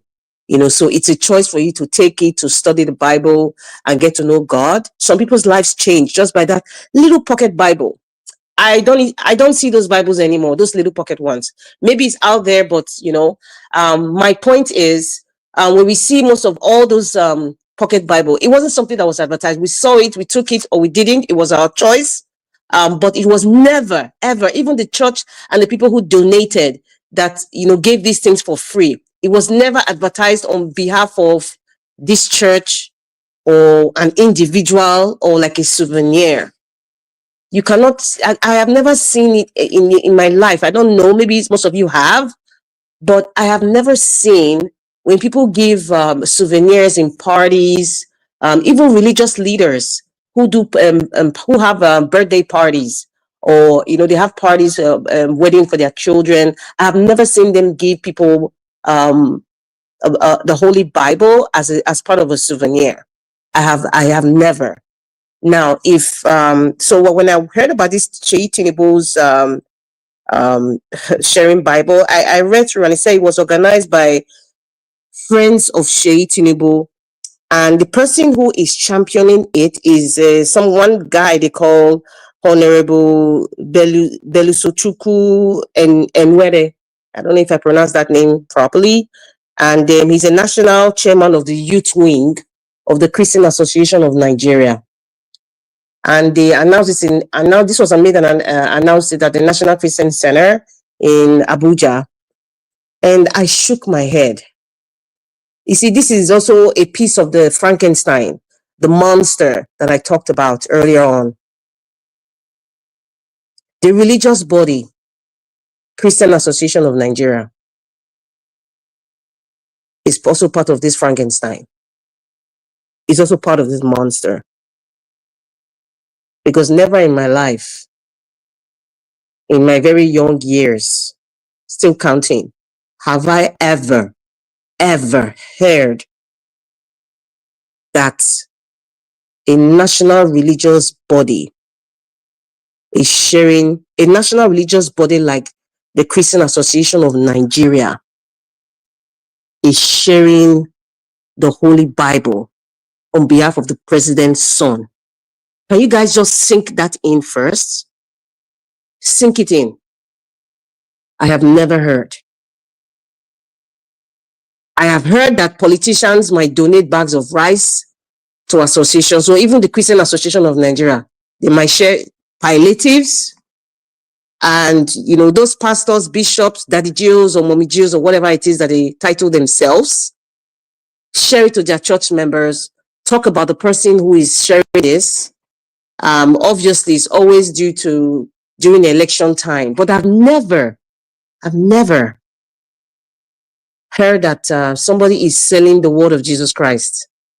I've never in this manner. Although they share it in the pulpit, they use the body of Christ to to collect money from people. But I mean, this is the degree at which they are going to now, and I'm very, very sure that behind those Bible or even in the front, there will be a stamp or even a sticker with Sheyi Tinubu's name and face saying shared on behalf from Sheyi Tinubu to the shared on behalf of the Christian Association of Nigeria. Yes, that's what's going to happen. They wouldn't share the Bible freely like what you see, like I was explaining in the hotel rooms, where you don't even know where it's coming from. This one they will have is a souvenir because it's a souvenir. I've never. Can you guys think that in? I'm talking to Christians. Those of you who claim you are real Christians. This is blasphemy, as far as I'm concerned. Blasphemy to the body of Christ. Blasphemy even to the Holy Book. This is the Frankenstein we've created. Yes, the Christian Association of Nigeria is a piece of that Frankenstein. Is a piece of that monster. There are so many pieces to this monster. It's not just one entire being. There are so many pieces sewn, attached together by money and influence and whatever occultic thing they belong to. They sew them like the thread and they start patching them piece by piece. This is just one piece. The Christian Association of Nigeria is one piece of the monster. It's very unfortunate. It's very unfortunate. I don't even go further, with that part. I feel nauseated even talking about it. The Holy Bible as a souvenir. My goodness. And on the part of Amiputan, or Ton, that's the INEC chairman. The question that I don't know his name, was asking all the players, the political powerhouse of Nigeria present day, is asking them, with this Amiputan being placed there, do you think you would have any chance to go to be in Aso Rock 2027? That's a very, very profound question because it's in our face. The big monster, the boogeyman, it's in our face. It's in our face. So if Peter Obi goes from the north, south, east, and west doing his humanitarian work like he's always done before, and also kind of campaigning, letting the people understand that, you don't share money to choose your leaders, educating people and all that. And then, what's this one? The one from Dubai, from Adamawa State, telling everybody he's interested in the youth and willing to, there's nothing wrong in giving his friends, quote unquote, leverage to make more money. And then the one that calls himself an activist, the leader of the AAC political party, is a question to ask for, to all of them. And, the rest of them, like the one with the red cap from Kano, there's a plethora of them and the midget from Kaduna. So right now, Randy Peters, or rather, is it Peter for Nigeria? Is electoral reform we talk about. I'm sorry I'm taking time, but I'm just how to put it out there. And I thank you for my other panelists for being patient with me. Mr. Peter for Nigeria, this quest for, or rather this campaign for electoral reforms.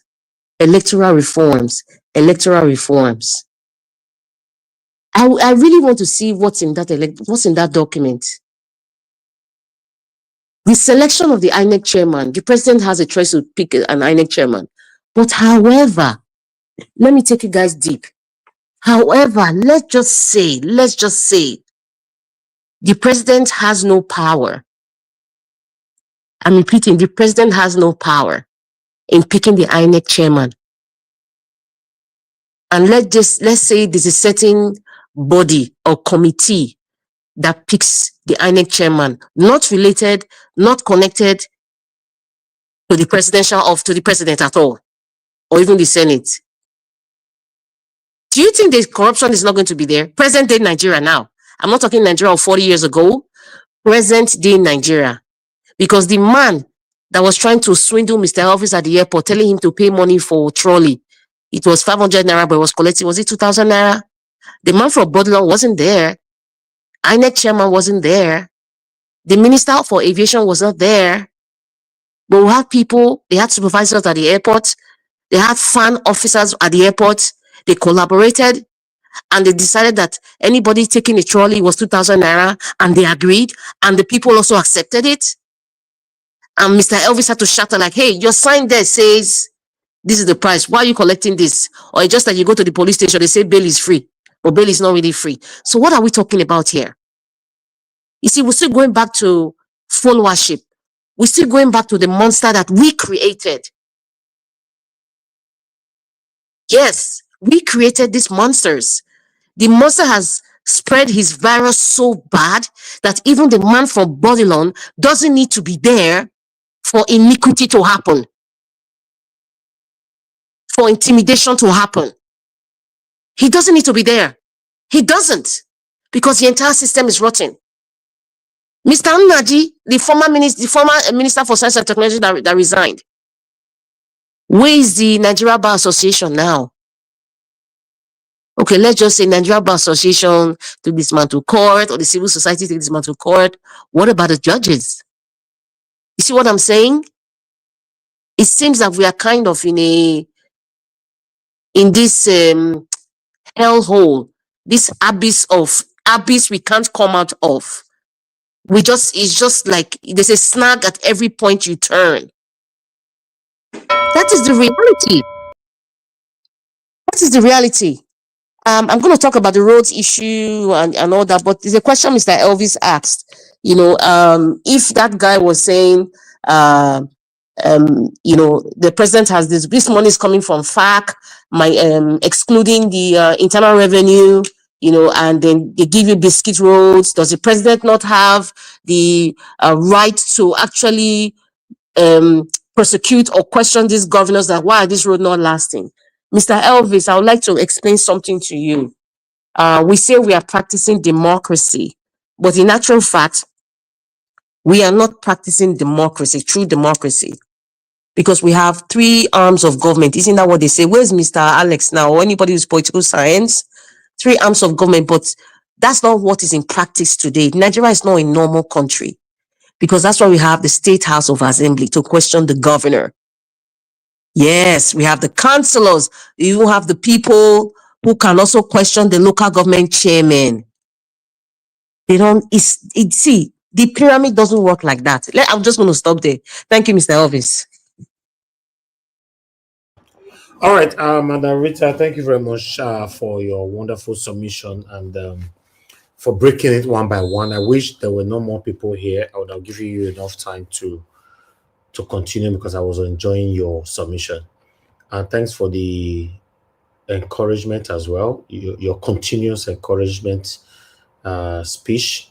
Thank you very much. You always do that, and it gives me a lot of energy to do more. I appreciate you all right there, my people. Nobody buy me coffee today.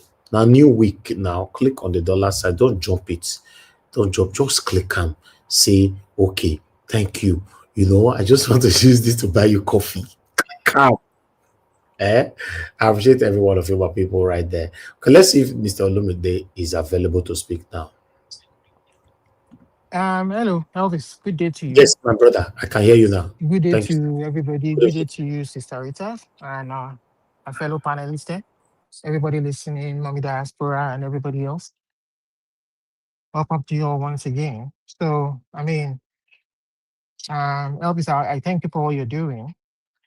And like I always say, your platform has always been a platform of where like a megaphone, to give people like us the opportunity to air our views and speak through to power. Thank you for all you do and for giving us our platform.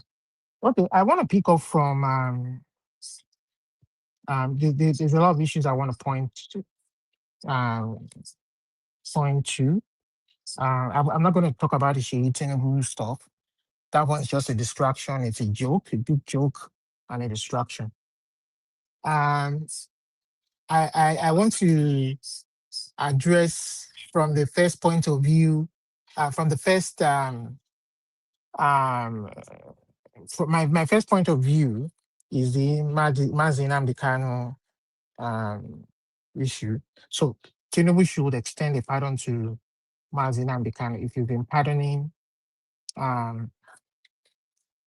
terrorists and fundamentalists and killers and bandits.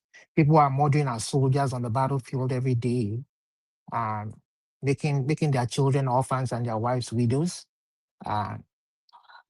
You may want to extend a pardon to this man. He has done nothing wrong, but all he has done is speak the minds of his people, and not just his people, but actually the minds of everybody with a conscience in that country. And all he has done is to protect his people. Like your DSS director came out the other day to say, every Nigerian defend yourself. Am I right, Mr. Elvis? Did he not come out to say that Nigerians should defend themselves? Am I right or am I wrong? If you recollect that he... I think he said so, and even former General Danjuma also said the same thing years ago. Yeah, so I mean, it's somebody authoritative in government, a representative of law enforcement agency in government came out to say, Nigerians, defend yourselves. This man did nothing wrong. All he did was to make sure that his people were defended from foreign invaders that came amongst us, that were imported amongst us by the very political actors that should be protecting the country and giving guidance to the country. So he has done nothing wrong. Please leave him alone. Let him be, and let him go to his people, and let him enjoy the freedom that every free man should enjoy. Then the second thing is I want to speak to what that other guy was saying. He was talking about funds that were released to all the local governments. I want to throw a challenge to everybody. I mean, first to our panelists on the platform, and to you, Mr. Elvis. Every panelist and every member of the panel, people typing, people watching, let us owe it a duty to ourselves, to not just to ourselves, but to our community, to our country as a whole, to ask our governors and every local government chairman, I mean, for the sake of accountability and for the sake of openness, how much have you all received? You know, Tinubu is saying, go ask your governor, go ask your this, go ask your that. Can we please ask our governors, how much have you received from the federal government from 2025 budget, from January since inception? How much have you released to the local government? And local government chairman, how much have you received? For instance, me from Ogun State, I'm going to be asking questions. I want to know how much that Pavilion has released to all the local government chairman in Ogun State. I want to know how much each local government chairman has received from January 2025 to date in their budgets. How much has been used to pay salaries? How much has been used to pay to do projects? How much is left in the account? And then we want to be able to see those projects that they've done. So if they are telling us they are building poultry houses in the name of hospitals, we want to know how much those poultry houses in code hospitals cost. You understand? This is the essence of governance. That is why we are speaking to your point, Sister Rita. See, democracy is the way democracy is being done. It's being done in the West. It is supposed to play itself out and be self-accountable. That is why when you cheat in elections, you understand, you can't have accountability. When elections are rigged and manipulated, you can't have the accountability that we're supposed to have, right from the local government level to the state level, to the ward level, to the federal level, to whatever level we want to have it. We won't have it because the essence of democracy is to have different opposing views, different political parties with different ideologies representing and people coming out to be elected based on those ideologies and platform. So that, from one of the points you raised, there's nothing wrong in a presidency reporting the state governor, following the rule of law, and reporting the governor or reporting local government chairman of any state to any of the law enforcement agents of the government that should be investigating such persons. You understand? For instance, if I was president of a country and I found out that a certain governor was embezzling money and stealing the people's money, I will tell the law enforcement agents to gather evidence. In a normal democracy, gather evidence. Go and put or sponsor somebody to put this evidence. You know that because this governor has immunity. he cannot be prosecuted until he leaves office. The only way to bring him into account is to put it before the state of another arm of government, the State House of Assembly.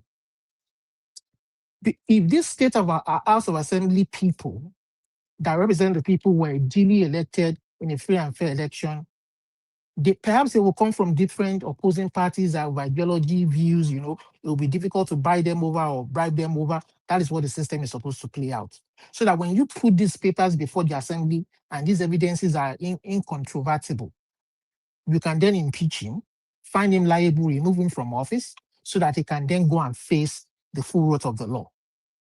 These are the kind of examples that Obasanjo should have been laying down since 1999. Not forcefully removing a governor, not using what do you call them? What do you call godfathers? Sponsoring people, thugs, to the way we is doing it with Fubara. You understand? If you sponsor somebody to win in a duly elected election, and you feel that that person wasn't doing what he was supposed to be doing according to the terms of his office, take that evidence, take it before the National Assembly. You are a member of the party, you are a staunch member of the party.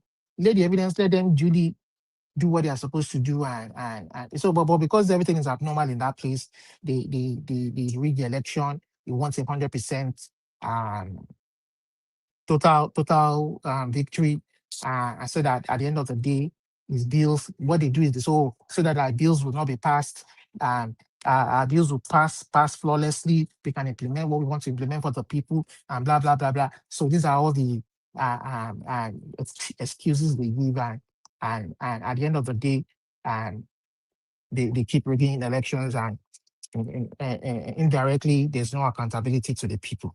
Now, I want to also speak on so finishing my point as to regard, I want to know how much of the local how much has been devolved to the local governments since 2025. How much have they spent, and what exactly are they doing for the people, or are the state governors still holding on to the local government fund? Are they? These are the kind of questions that we should be asking too, and also with regards to the David Umahi. So this guy is just a joke. He calls himself a professor in practice. He thinks he's talking to fools.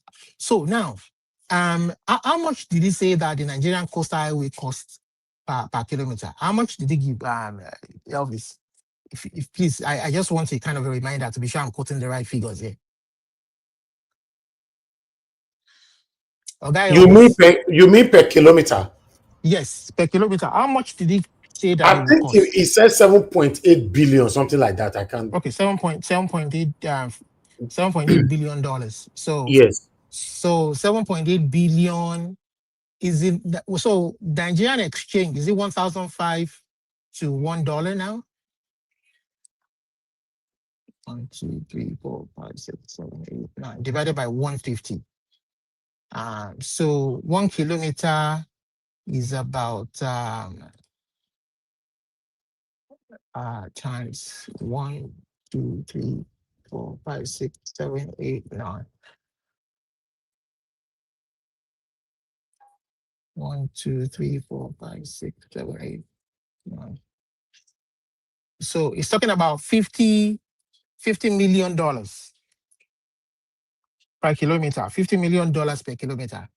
So when I did my own research,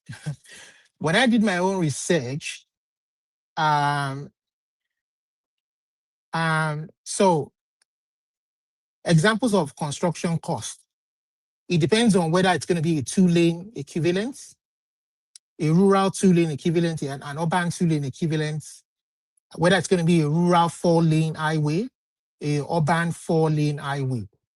So per kilometer, it will cost about $400,000 kilometer for 2-lane. For urban, let's go for the highest. Let's go for the highest amount. For an urban 2-way lane, it will cost about $1.2 million per kilometer. Now, for a rural 4-lane highway, it will cost about $4 to $6 million per mile. So per mile is about 1.7. 1 mile is about 1.67 kilometer. That's about 2.5 million to 3.7 million dollars per kilometer. Urban 4-lane highway. Now, if we go for the highest, 3-lane highway, that will be $8 to 10 million per mile. That's about 6.2 million at the highest cost per kilometer. So, but if they are building a 4-lane major freeway interstate in a major city, it can cost about $42.5 million per kilometer. Now, he has given us a budget of $75 billion kilometer. So, what are they trying to build? Are they building an urban? Are they building an interstate major highway? And this is bearing in mind, putting in mind, all of this cost is bearing in mind that you've done key factors influencing the cost include location, rural versus urban, number of lanes, terrain, and the need for additional structures like bridges, as well as for the price of materials and environmental mitigation, which includes project planning, feasibility, traffic. So geometric work, environmental impact assessment. You're talking about the biological life over there, marine, animals, and I don't even think they put all that into factor. So have they put in, before they even, that is what we're saying, there was no transparency. There was no, what was the budget before they even gave out the contracts? What was the environmental impact assessment? What was the project and planning design? Before they go, the Ministry of Work should have done all that. That is why we have civil servants in the Federal Ministry of Works and Housing, or Federal Ministry of Roads and whatever. They would have done all that, and they would lay before the minister, before the federal government, the governor, and before they now award the reason why they are awarding the contract is because they really don't have all the resources to finish this project. So they're giving it to a private individual. They throw open the bids to private individuals, and they see which one is more cost effective. You understand? So Nigerians should be asking questions. What exactly are you building for us? So are you building the top? So when they are saying that they are building a kilometer that will cost about $50 million per kilometer. So I am looking at the fact that they're not building a state highway. They are not necessarily building a state highway, a major free highway interstate in a major city. They are building at the max a urban 4-lane highway. I don't know whether it's a 4-lane or a two-way lane or a 3-way lane. I don't know. We haven't seen all the breakdown, except people will go there to physically see and give us feedback of what they're doing. So from what he has told us, I'm pretty sure that what he's doing should cost somewhere between $4 to $10 million per kilometer. And they are saying it will cost $50 million per kilometer. So they've inflated this thing to steal money from the people of Nigeria. And then it's telling us, as they build it, as they go kilometer by kilometer, then as they go different terrain, they have to add material, they have to do this, they have to do.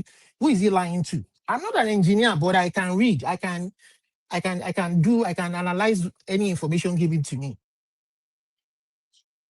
I can analyze information given to me based on what information I have access to online. And I can tell if you are lying from what you've told me.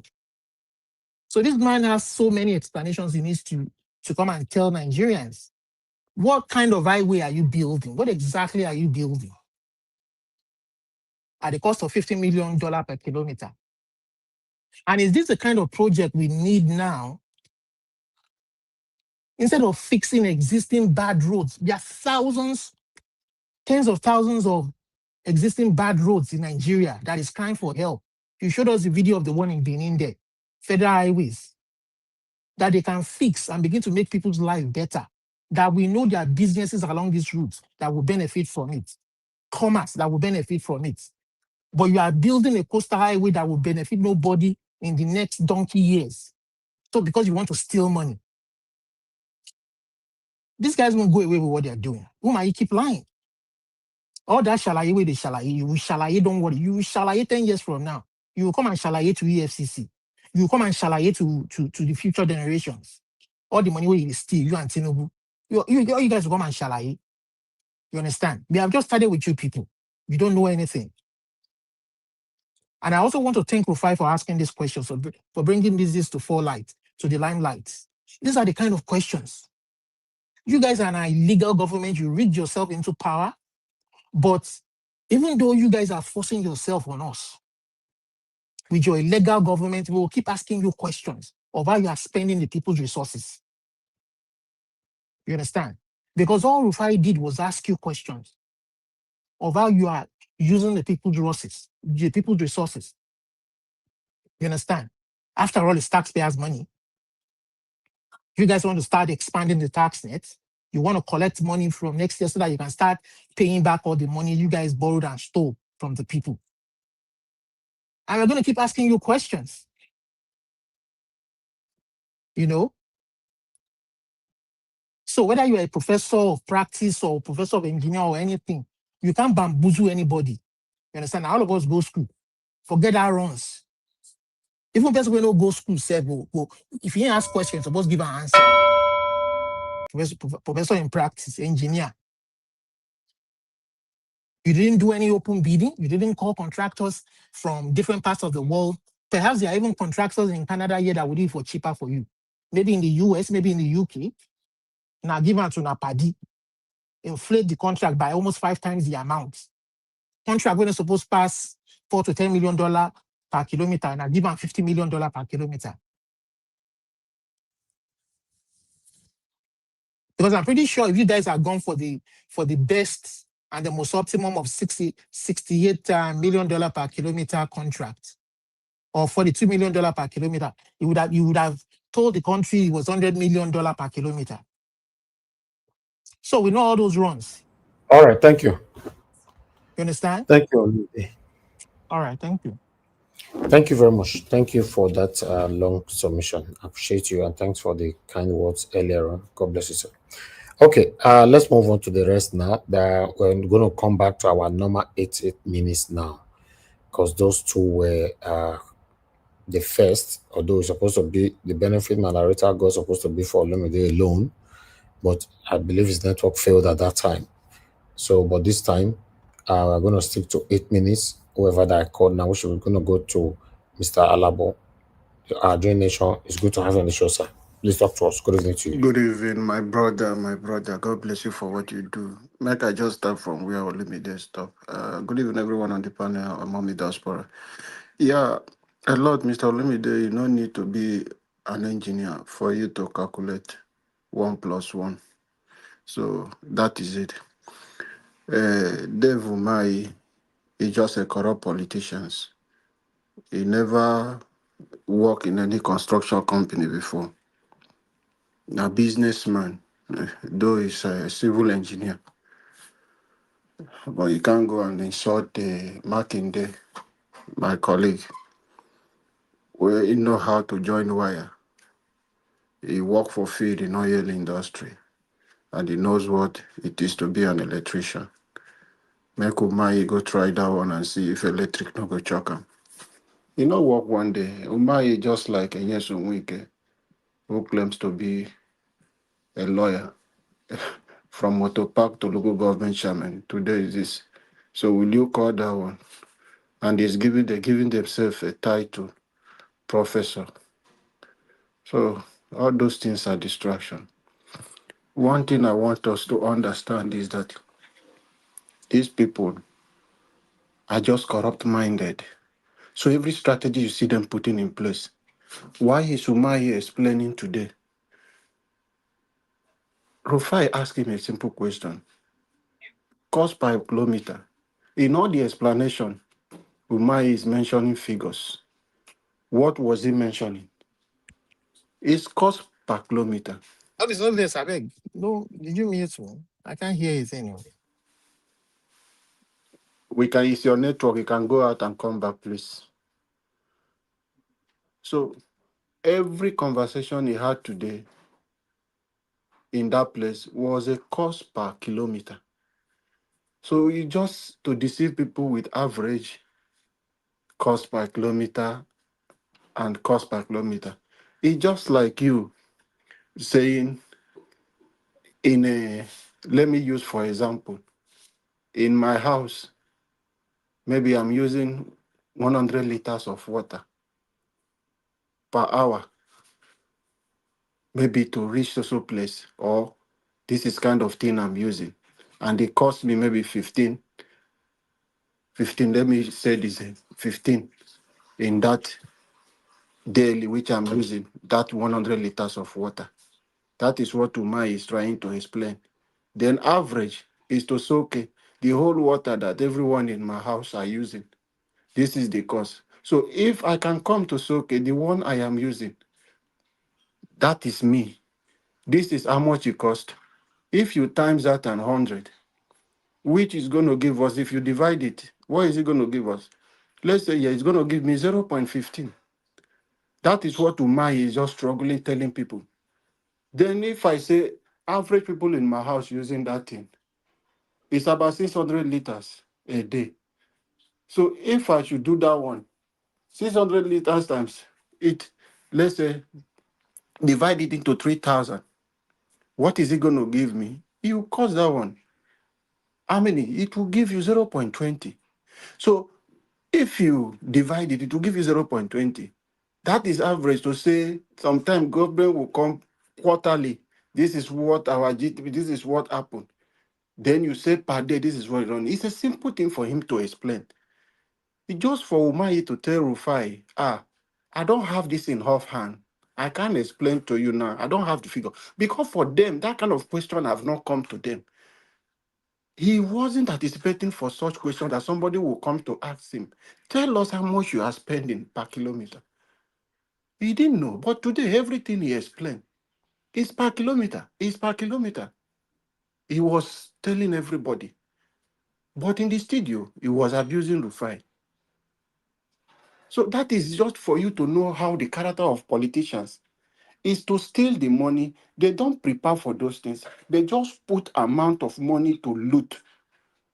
But in a society, developed society, where things are working normally, you can't come and just say you want to do a place for you. How do you cost it? It will go through a lot of scrutiny. So you cannot put a project and just cost it any amount. But in Nigeria, our procurement system has failed. So politicians will just come. This is the avenue we want to steal money, and they just put a figure. Let us do this road. It will give us major money. And they just flag up the road. They tell you it's 60 billion. Then they divide it into 3 portions. They take 2 portions of it, and they use just one for the road. Inside that one, they will still settle their people. So this is the level of corruption we have. And where did it start from? It starts from the head. Now, let me go back to the head. Nigerians is a question I want to leave for every one of you. Our president is being convicted for drug-related cases in US, and he forfeited over 400,000 US dollars to the US government to say, okay, I am guilty of this, but take the profit that I had from this thing. Now, I did a research and I went through a lot of documentaries about the drug barons and how they impact the society negatively. And it will take you to what happened in Mexico and Colombia, especially in Caribbean countries, what drugs have done. It will also take you around Philippines. I want you to do this research yourself also. This is a man convicted. And look at how many people that President Tinubu pardoned. He pardoned over 53 strong drug barons. He pardoned them, freed them. Now let's go back to research and you reading about the character of these people. How are they connected? You will be surprised how the cartels work.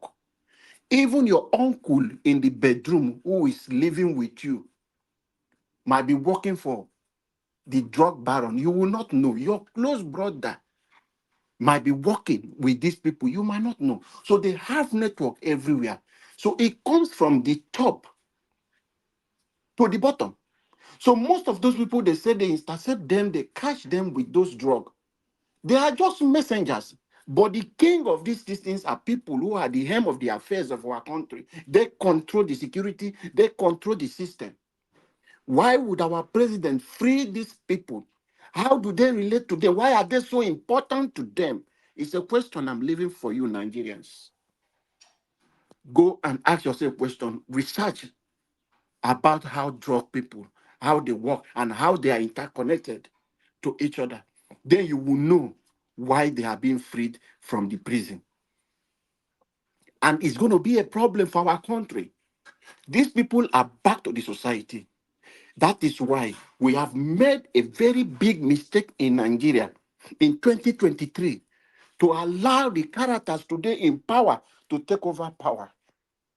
Go and make research and look at how these people, if they have power, what it takes to take power from them. Is Nigeria ready? No. They have pinned their structure everywhere. In the civil servant, in the security architecture, they have pinned their people everywhere. Is Nigeria ready for the royal side to make sacrifice? How many of us will stand that? So when we are talking about 2027, Nigeria, we have lost it from 2023. That would have been the best time. Everything we are preparing for that 2027, we would have prepared for it in that 2023. We wouldn't have that collateral damage than what will be seen, but God forbid in 2027, if people will get ready and say, we wake up and make that sacrifice. Because these people with power, they don't have human sympathy. Everybody today, I will wait for Goodluck Jonathan. Let him come out. So that I want to see how these people will deal with him and humiliate him. Nigeria, I want you people to watch. I'm not a prophet of doom. Goodluck Jonathan had opportunity to deal with these people, but because of their relationship, they won't vote to support me. They know that these characters are criminals. They ignore them. They have power to prosecute them. Their files is in EFCC. But these people ignore this very character. Today, these characters are with the knife, they have the gun, and they have goat. They are slaughtering it. They are eating the yam. Everything is with them. And the same you who had opportunity to push them away. That same powerful people, they were outside government and they become powerful like that. Today you give them knife. We are not saying we will not take it. And many of us are ready to make that sacrifice. It's a huge sacrifice. I am just saying this, I'm not saying it to scare Nigerians, but I'm saying it for all of us to buckle up and get ready for the fight ahead. It is not going to be a business as usual. Be ready. You might be the sacrificial lamb, but you, wherever you will be happy that you brought freedom for your country. So everybody should get ready. Don't wait for Tom, don't wait. It's everybody must get up. They have taken over. They are infiltrated everywhere. They have taken over our country. And it will be difficult, but it will take huge sacrifice for every one of us to take back our country from these characters. Nigerians, I am not scaring you, but what is ahead of us is huge. I am preparing your mind for that tomorrow. These people you have in power today are dangerous people. They are characters who wouldn't have even allowed to be in a community as your town crier or even a PRO in your community. They are the people holding power today in our country. Let us prepare our mind for the battle ahead. I want you to read about the characters of drug barons. I want you to make research, go and see documentaries of countries that these people have destroyed and see how they behave, how their character is.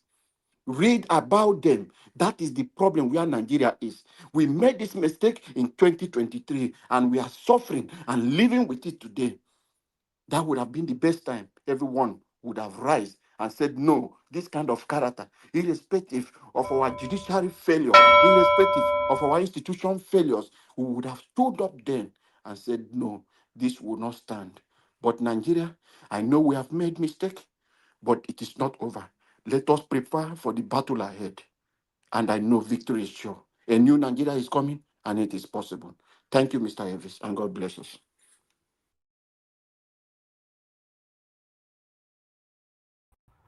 All right, Mr. Alabo, thank you, sir.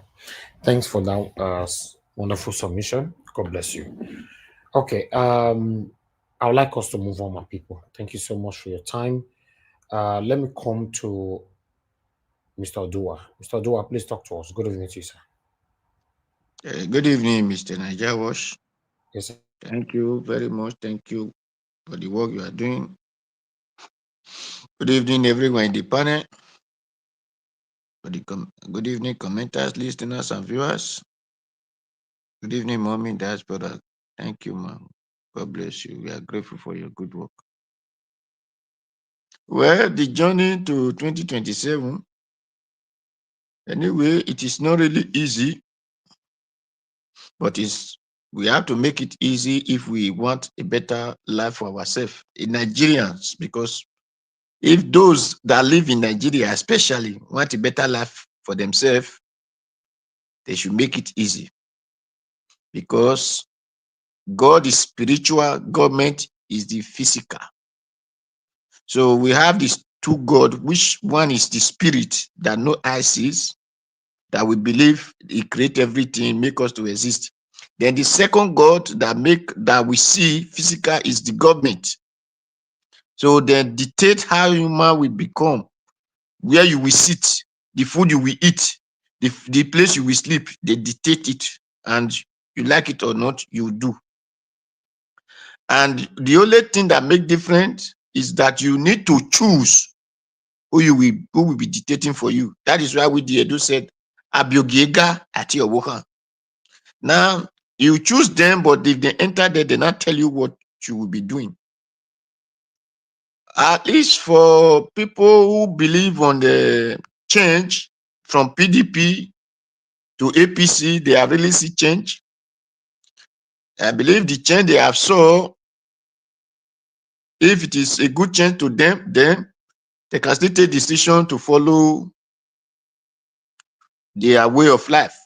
But if they know that since this APC came into the existence, that the change they saw or they have been experiencing is not a good change. So it is the Nigerians' duty to say enough is enough, that this is not kind of change we want. There is no amount of preaching, deceiving, or talks we talk that this set of people who are caused Nigeria pain since 10 years now, that Nigeria will still listen to them and said, we will support you. And that is why anybody that is saying, don't come out and vote, telling you, we will not win this election, your big is this, that, don't you no need of going to. That person did not wish you well. That person don't want the country to be better. So that person wants the country to continue the way it is now. Maybe that person is benefiting from it. So we like to put talk on people's mind, confuse them, their brain, so that they will just believe and relax. The only solutions to a better life, it is when you sit down, you think, and you use your hand to do. Then that is solution to better life. So all Nigerians, I urge you, whether home and abroad, if you know you have the voter card to vote, or you are up to the age to vote, or maybe you have not registered before, go and register. Once you get to time, take your voter's card, go to the field and vote. Wait and said my vote will be counted.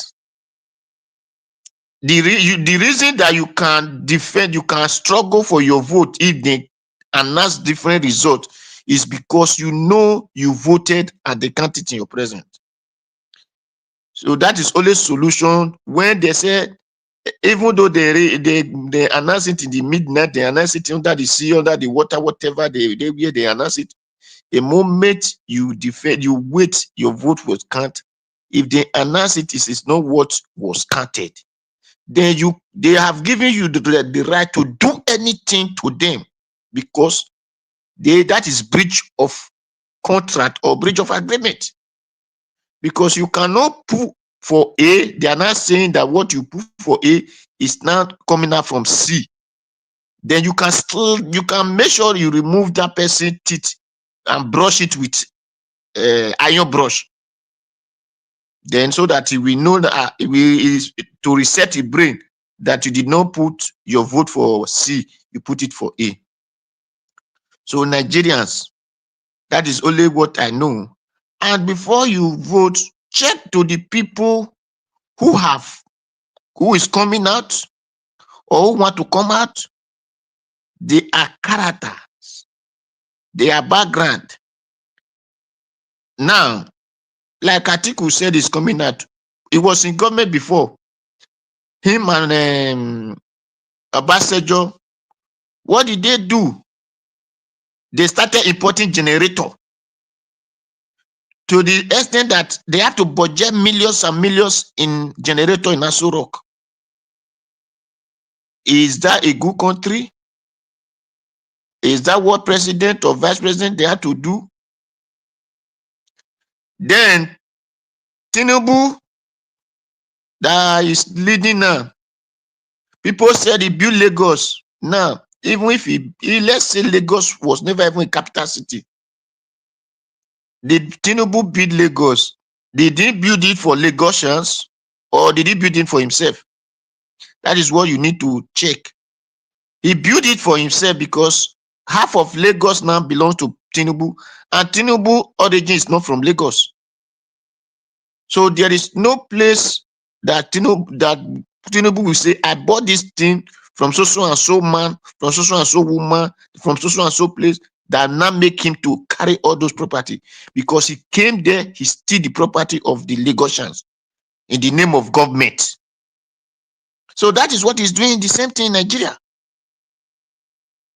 So it is you now, we say enough is enough. You don't want criminal to lead you. Because anybody who come in the name of government and start packing your property, using barrow to write it to himself, is a thief. Because it was not an indigene. It is indigene that hold the land. So, Nigerians, it is your duty to your destiny. You have to take it in your hand. If they carry knockout, may you carry, may you help them carry matches. If they carry cigar, may you help them carry the filter. Hey, they say enough is enough for the wise. Words is enough for the wise. So that is only what I can say to Nigerians.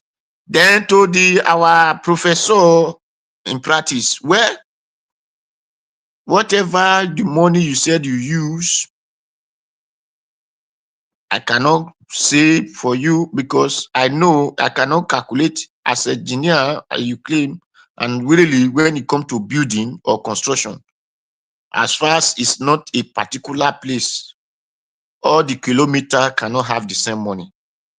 All the kilometer cannot be of equal money.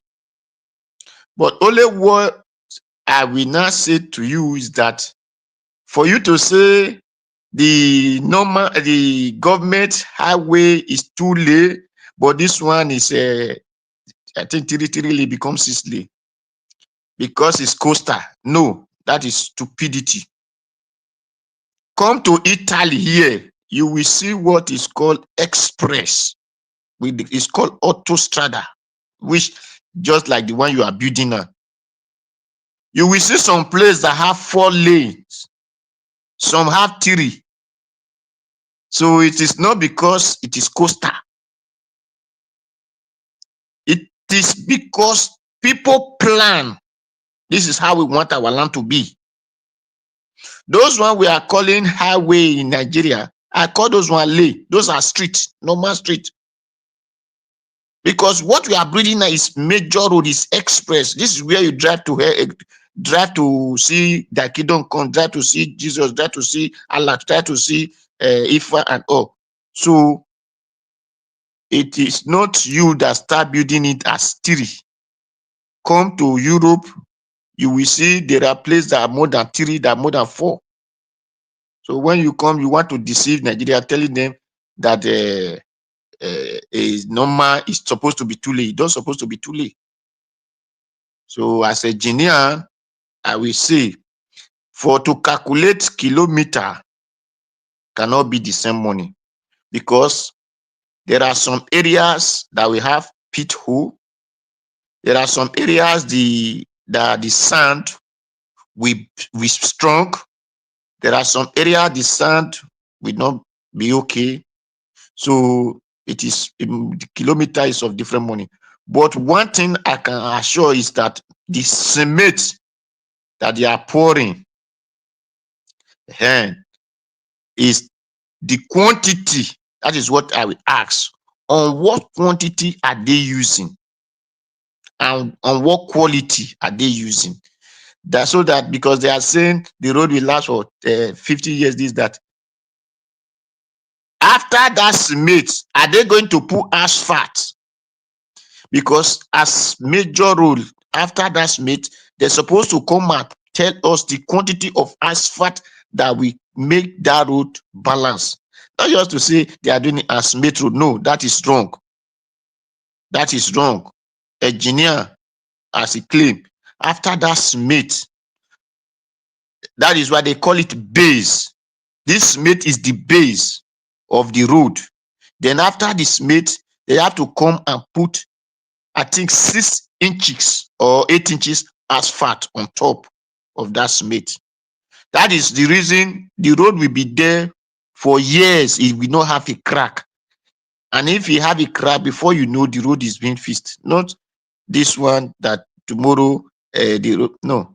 Because that day they show erosion, we are washing some areas. They have not even started. And when you are doing it, you are telling us that you have a, what do they call, a via bridge tunnel and this. Yes, you must have it in the road. Definitely, then you are doing express road, you must have those things. You must have a joint. You must have a bypass. You must have a tunnel, because it is not everywhere you will fill with sand. There are some area that is going to be of water. You have to bridge there. So it is not. But one thing is, the money you are calculating, you have it. For me, it's not a problem. But I know that you people will have, before you do such construction, you will have do all the major road we have. Put those things in order, because those ones are the what is more necessary to us. From the Delta to Edo, you cannot. Edo to Agbo, you cannot. Edo to Aushi, Abuja, you cannot. Look at the one they just show in Ondo. You cannot. And you are doing coastal highway. Whereas in Imo State, the same thing. Apart from Abia and Enugu, there is no road in the south, in one of the states in the south, that you will say, yes, you just go, the whole road is free. No. So, Mr. Engineer, you will have do those things for us first before you people face coastal highway. That is my advice. Thank you, Mr. Najawash. Thank you very much.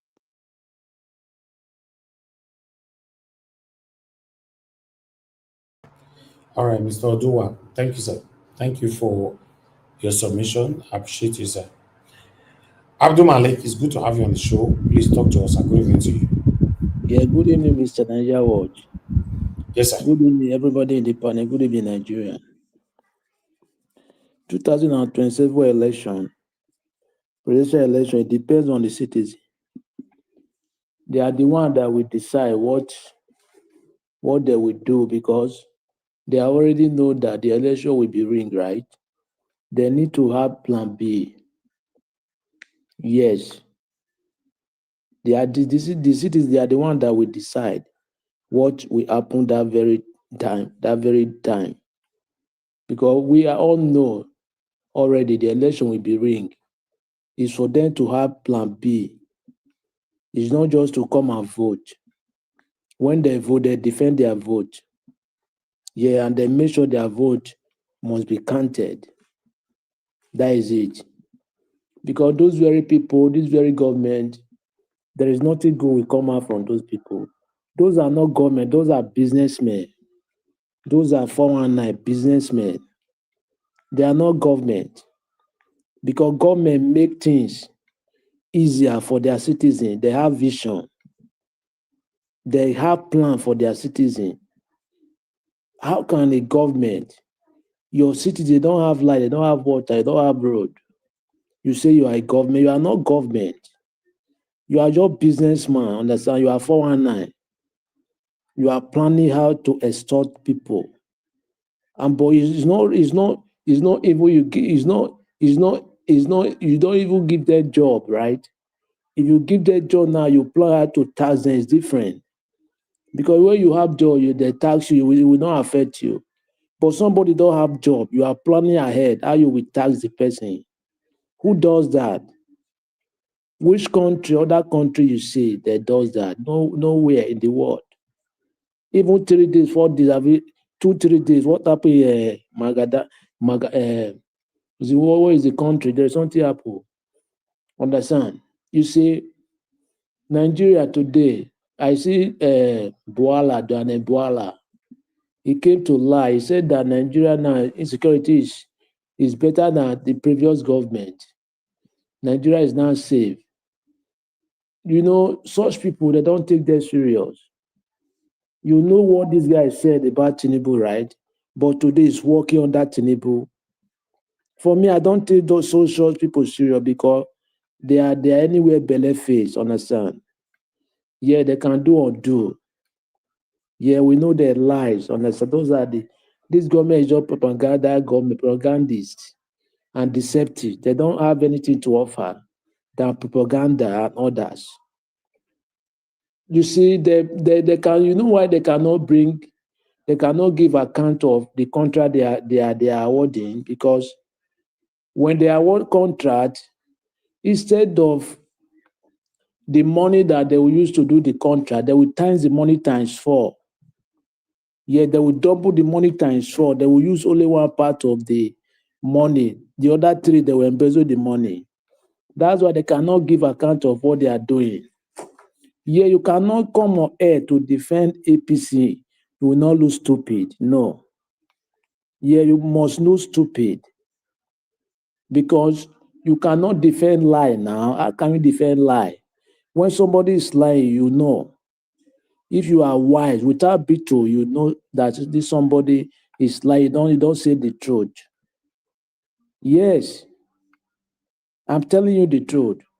Those people, you know, in Nigeria today, there is something you will understand too, because when you were there in Nigeria, you don't know how government system work. You understand? Because most of them, they are not aware. Government is to make their people better. They are not there for themselves. But Nigerian people, they believe that when somebody be in that position, it's in self-employed. No. You are the one making be there. It's not self-employed. It's for work, it's to work for you. But that's why they call the toilet for them, understand? They praise them. Are they doing this in the Western world? You cannot say. You cannot see such thing in the Western world. Everybody mind his business because they know how the system work. But look at Nigeria. Somebody is killing you, but you are praising him. How can you pray for God to bring light? How? And which is government? That is their position. That is their word. That is their duty. But you pray for God to give light. How? Africa, we have everything. God has blessed Africa everything, but the leaders. Those are not leaders, those are businessmen, those are 419, criminals. Yeah, those are the people we have in power. That is the reason why Africa is not moving forward. Yes, those are the major problem we have, because when we get the right people in track, just give 1 year, you will see everything will turn around. Look at Burkina Faso is going right, is going the right direction, right? Because they have the right person now. Brian Traore is doing well. That is the reason why. Look at what you say in Abia State. Till today, there is no governor that competed with Alex Oti. Abia now, some more part of the almost, is it not 12 or 9 local government? They have steady light, 24-hour light. Till today, they have not been competing with him. Imagine. And that is what they're supposed to do. Only Abia now, some part of Abia, they have 24-hour light, just like the way it is in abroad. What type of criminal people are those people? You see, Edo State, the Edo is shiny. Shiny where?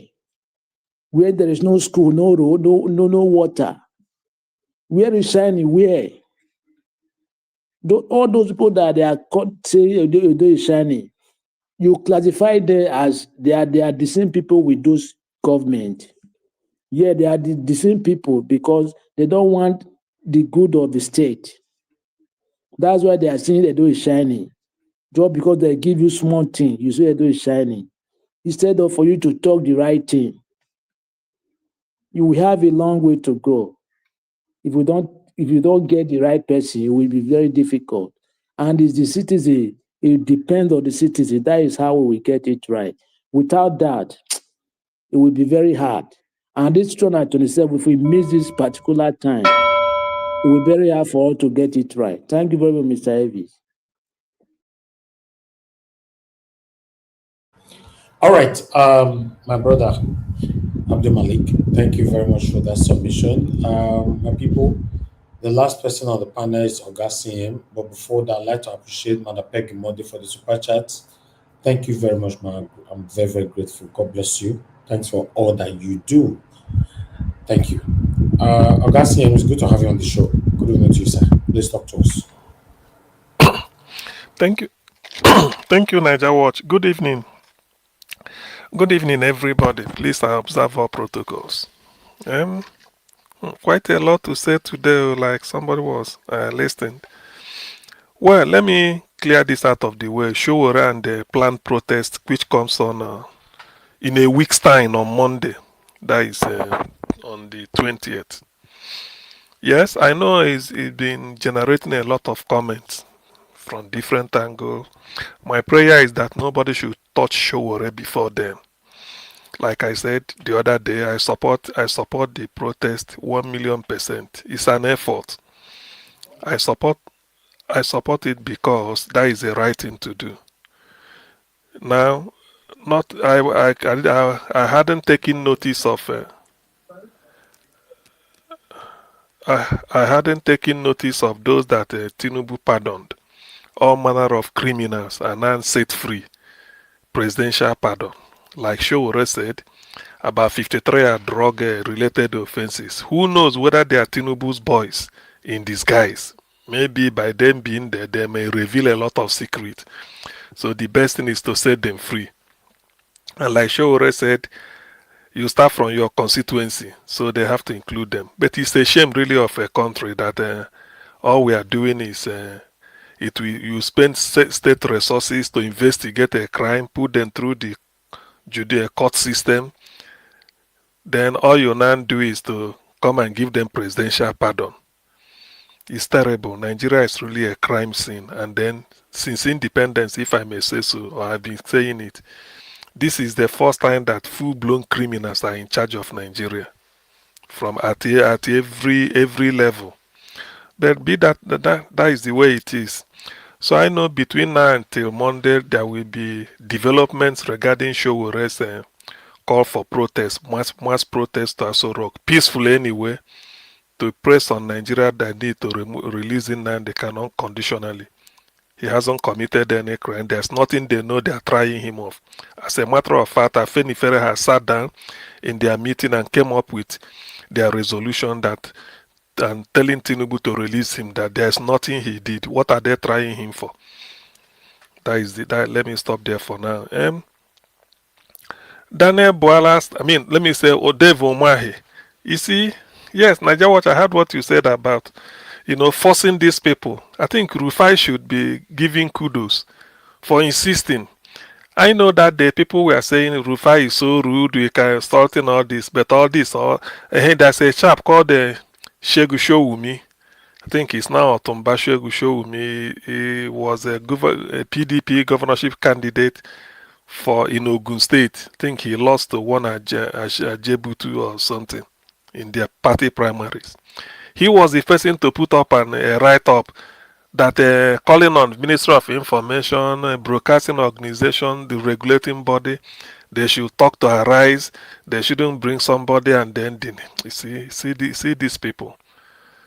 Now, Dave Umahi is now forced. What he should have said in the studio, all you could have said was, Rufai, if I had known, I have not, there are a lot of numbers to crunch here, but I know that the kilometer is this and the total sum for the contract is this.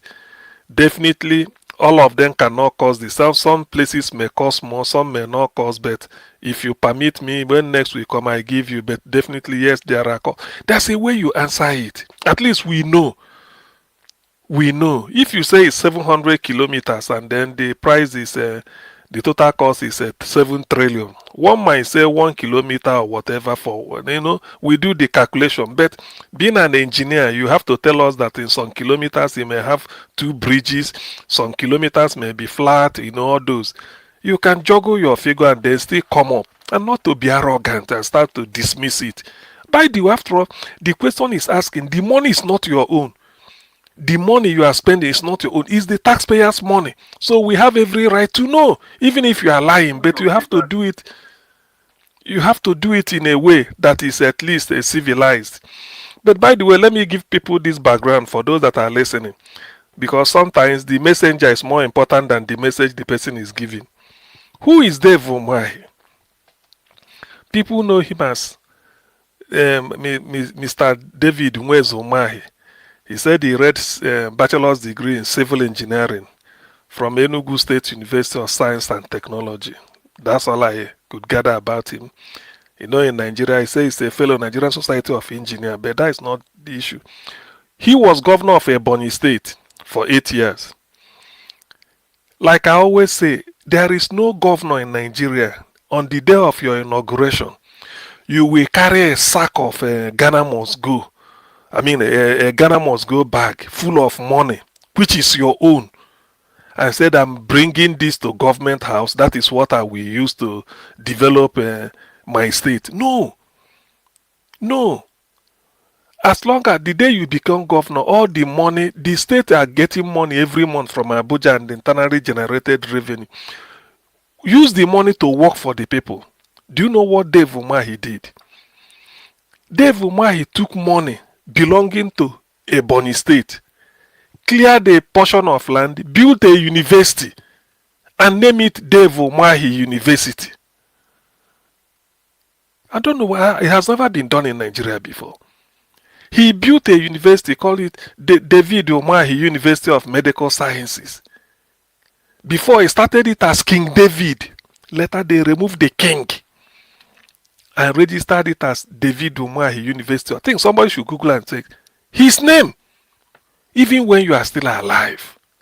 Anambra State has got a university named after Odumegwu Ojukwu. It was when Ojukwu died, and it wasn't, Ojukwu didn't build the university with Anambra money. There's one in Michael Okpara University in Umuahia, so Abia State. They were named after they've died. Dave, why not wait? When you are dead, Ebonyi people might say, oh, our former civilian governor, they will not say, okay, let's name it. But you took the money belonging to the state. If you have money to build a state, to build a university and name it after yourself, why not do it before you became governor? That way people will know that, yes, immediately you became governor, you took money belonging to a state And they named it, build a university with state money, not your personal money, and name it after yourself. Then he went to Abakaliki somewhere, built a shopping complex or a market, and named it after the wife, Margaret Omahe. You know, ha. So this is the man that is now challenging Rufai. Maybe Rufai did not know this type of thing, and he's saying he's a professor. He's still talking professor in practice. Which university gave you professorship? Whether you are academic professor due to publication and PhD, a university will confirm you to be a professor, even if you are part-time, because it must be professor under a university. Please, Niger Watch, supply link. Olumide want to come in. Maybe he was suddenly kicked out. Please. Then, even if he's professor of practice, the same thing applies. So in this case, it's not enough to go about mouthing. I believe one of a journalist will summon courage and ask him, "So are you calling yourself a professor of practice? Which university accorded you that recognition?" Because it must come from a university. You can't just say you are a professor, whether professor of practice or professor in theory. Yes, please. Rufai asked him the question now. He said he's a professor in practice. Yeah, he said I'm a professor in this thing. The finance said, "Oh, sorry, I'm a honorable minister, Mr. Omahi. I didn't know you were a professor. Which university gave it to you?" He paused because he was confused. Later, I say I'm a professor in practice, as if to escape the name of the university. Both cadre of professor are given by university. A university may recognize you because of your practice you've written and on your years of so many, but you must be affiliated to a university that will give it to you. You don't just assume the title. So that is, by the way, that guy is another criminal. Forget about he's trying to use braggadocio, thinking he can bamboozle anybody. It's a lie.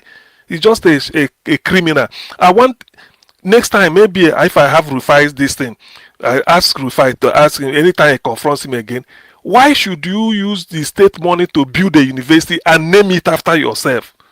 That's criminal. That is, if you want to name a university, go and use your private money. Is the university, even and when you are still alive. But this is Nigeria, and then it's in Tinubu's whatever. Then Sheyi distributing Bible. I have a sneak preview of what this may try to counter. You know, Nigeria is under scrutiny now in Washington, courtesy of Senator Ted Cruz of Texas, who is pushing want to push a bill through for Nigeria to be placed under control of special concern because of Christian genocide in Nigeria.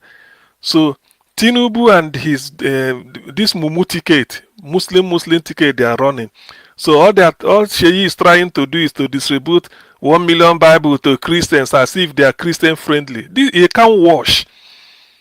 I'm not against giving anybody any type of book, but this cannot wash. If you are doing it now with the intention tomorrow, the people will say, look at in Nigeria, Christians, even a Muslim like a Sheyi, I think Sheyi should be a Muslim, Abi. She is giving a Bible to Christians, is to tell you that there's religious harmony. It's not gonna wash. It's not going to wash. There is genocide, capital genocide. There is against Christians since the beginning of 2015, when they've been burying people in mass grave in Benue, changing community names in Plateau and even Benue. People are in refugee camp. Never mind that they may have a bandit slaughtering people in Kasina. Well, what Rufai did in Kaduna? Has people forgotten about Southern Kaduna ethnic cleansing? Remove a Christian community and then install the emir there. It becomes a Fulani community. So there are, by the way, there's something Nigerians do not understand. Most of this, our public, sometimes when they say something, there is no amount of, let me put this way. Akpabio want to organize a committee of friends. Everything they feel that they will bring some Senate committee, they will debate it and then go to different capitals in the world, go to Washington and then educate the Americans that what they are calling genocide does not exist. They are stupid. And I say this for one thing. Have the senators, ever stopped to reflect, why do countries have ambassadors in different countries? Do they know what it means? So America will now just go and build the American embassy in Abuja or in Lagos and put some people there as ambassadors or their diplomats. So you feel every day now to drink Gary to the look the sky. These are the people that will furnish Ted Cruz with evidence. As a senator, we will go to Senate, American Senate Committee on Foreign Relations. Talk to somebody, they say, look, let's get their Secretary of State, U.S. Secretary of State. The Secretary of State will come to, they say, look, can you substantiate this? Let us hear what our ambassador in Nigeria is going to say. They will know that all these things are they've done underground, and then before they come out, than to come and say it's a lie. Look, you see Daniel Bwala talking rubbish. When I look at, I just shake head. Do they think that the ambassador in Nigeria is sleeping? They are not. That's why they have whatever you tell an American president, you are free to go and convince them. But after saying they will thank you, photo opportunity, drink tea, do everything, even shake hand, carry you around in the car. But before they reach final conclusion on that, bring a state policy, they must speak to their ambassador in your country. At most, they show, say, this is what the president is saying. Is there anything you have to add? And because they are patriotic to the core, the ambassador will say, no, these are the true situation. This is the true position of things. So Nigeria, when they want to talk about, when a foreign country makes a remark about Nigeria, they just jump and start to talk nonsense. Daniel Bwala said, oh no, it's because of they went to, what is the name? Because Tinubu cannot go to America now. Otherwise, you know, like we say in Igbo language, if the lizard leaves the trunk of a tree, and he go enter trouble. So if Tinubu come to America, he don't enter be that. They just arrest him straight. Oh, Nigeria what? So because Shetima went to UN to go and be campaigning for Palestine a state, and they are talking nonsense. By the way, that is even an issue for another day. Why should Nigeria leave what concerns them to go and be talking of Palestine? Buhari did it. I didn't know that Tinubu will continue to do it. So are we Nigeria? Are we tied? Are we joined to the hip with Palestine? Why can't they go there and present Nigerian case if there's a way the world will hear them? But that is the type of confused criminal government we are having now. Nigeria Watch, let me stop here. Thank you very much. All right, Augustine, thank you, sir. Thanks for coming to put your voice to this today.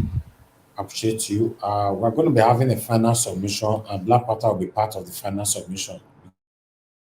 You just came in, so no. Let me take my final submission. May I go before you put me for back? Okay.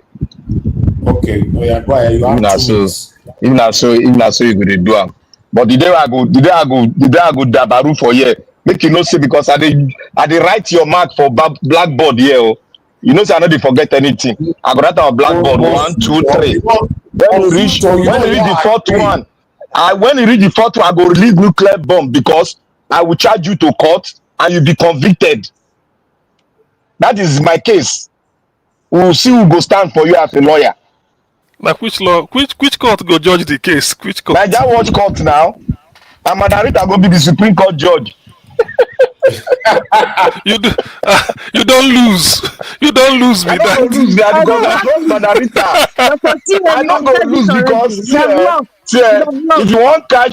if you want catch anybody, put them for one big seat. If you mess up, not my name spoil now. we go start to the shift ourselves small. We go take over Nigeria. If they put it for a better seat, make you judge truth. You go the other, you go shortcut. You don't go now. My brother, let me start my thing. At 5 minutes I get. I know some 5 minutes they give people a come late, but you put some people for special seats. No problem. God day. I would like to greet everybody. The man that has spoken last, doctor, you spoke well. And Madarita, I heard you. And Madarita, I heard last. And no, my Dr. I heard last. Madarita, I heard you. Thank you very much. Madarita, thank you so much. And every other panelist. I want to say something here. I heard one other voice. That is Alabo. Yes, I heard Alabo speaking. Thank you, Alabo. May God bless you, sir. I want to thank every other person. Mommy in the house, may God bless you, Mommy. I love you so much. And you are so special to us. And to every other person that is watching, thank you very much. God bless us. I want to start by saying that Nigeria does not have a culture of policing the police. We don't have a culture of telling our leaders how much did you spend in buying that pure water for us. We don't have that culture. The reason is that we were brought up in such a way that we don't understand the crazy that they gave to us, because we refuse to adopt something that everyone will be familiarized with, and we find ourselves in a state of learning somebody else's culture, and we are now what? Confused. But thank God for the confusion, because confusion will make us learn. And anybody that doesn't want to learn, well, so be it. Many people go for exam, some people fail. So the people that pass will move ahead. In the struggle, few people will come, few people will stay back. So the people that come and fight will move ahead, will take the other people ahead. That is how the world is created. And I want to say this, that look, the Ted Cruz case, the bill will be passed, Nigeria will be sanctioned. That one is rest assured. Let me tell you guys, it's no matter of the ambassador or being there. The policy, the defense policy of America is quite different. You people say they are the police of the world. Yes, they are the police of the world. And their defense policy is wrapped around that very subject, policing of the world. Now, do you know that in every place, in every position, every countries of the world, the CIA are there monitoring, one, the security of that nation, monitoring their interests, and monitoring those governments that they are interested in, and they are giving back feedback to the directly to the president, not the ambassador. The ambassador only go vet it and say yes, because the ambassador, he cannot go deep. But the CIA is deep. It's somebody that the Nigerian government play with. So they know what it is. They even tell them their secrets. So they know what to do. So everything you see, the bishop who went to meet the senators in America has explained, is just an affirmation, confirmation of the report, security report given to them in the White House. That is what they're acting on. That is why you see a bill coming forth. It is coming forward with a concrete defense, and the entire house will pass the bill. Okay, look at Jos. Killing were there, buying were there, they were buying the Christians over and over again. What did the government do? Did the government go there to visit? No. Red flag. They went to the Kaduna, they buy Christian over and over again. What did the government do? The government was the one in government, the short man in government was the one even bringing terrorism into the state. Do you think this guy does not? Do you think America does not know all this? If you and I can know all this, they know all this more than us, because their men are on ground who are doing business with the Nigerian government, who are contractors, who have companies, who are people that they deal with every day, but they don't know that these people are wearing the regalia of a CIA. They don't know. They can make anybody CIA, but they must confirm you. That is it. That is how they operate. That's why they are called. That is their defense policy. Part of their defense policy. That is why I say Nigeria does not have anything. You see what they go to the UN, the deputy president, the vice president went to UN, they support one thing. What is your business there? Your house is tattered, you have nothing to do, your defense is tattered, you are going there to talk about Palestine. Is that your father's land? Is that your business? Your economy is running down, you are going there. What's your business there? Now I want to turn to David Omayi. David Omayi is a crook. He's a crook.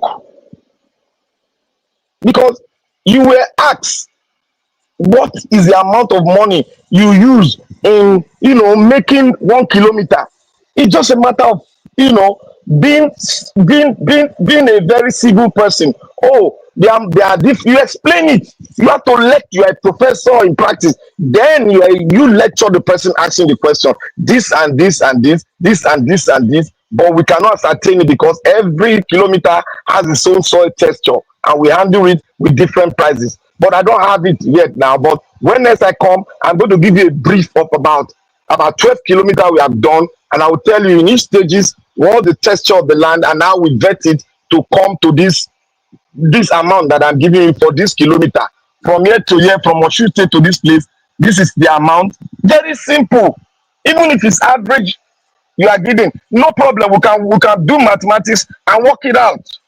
Very simple. I will come next time I'm coming, I'm going to bring everything to you. Simple.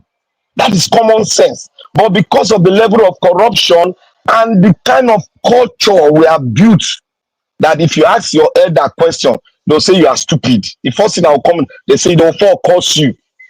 It is common in Nigeria. All those people they born in 1960 something. You ask the question, they'll go call for curse you first.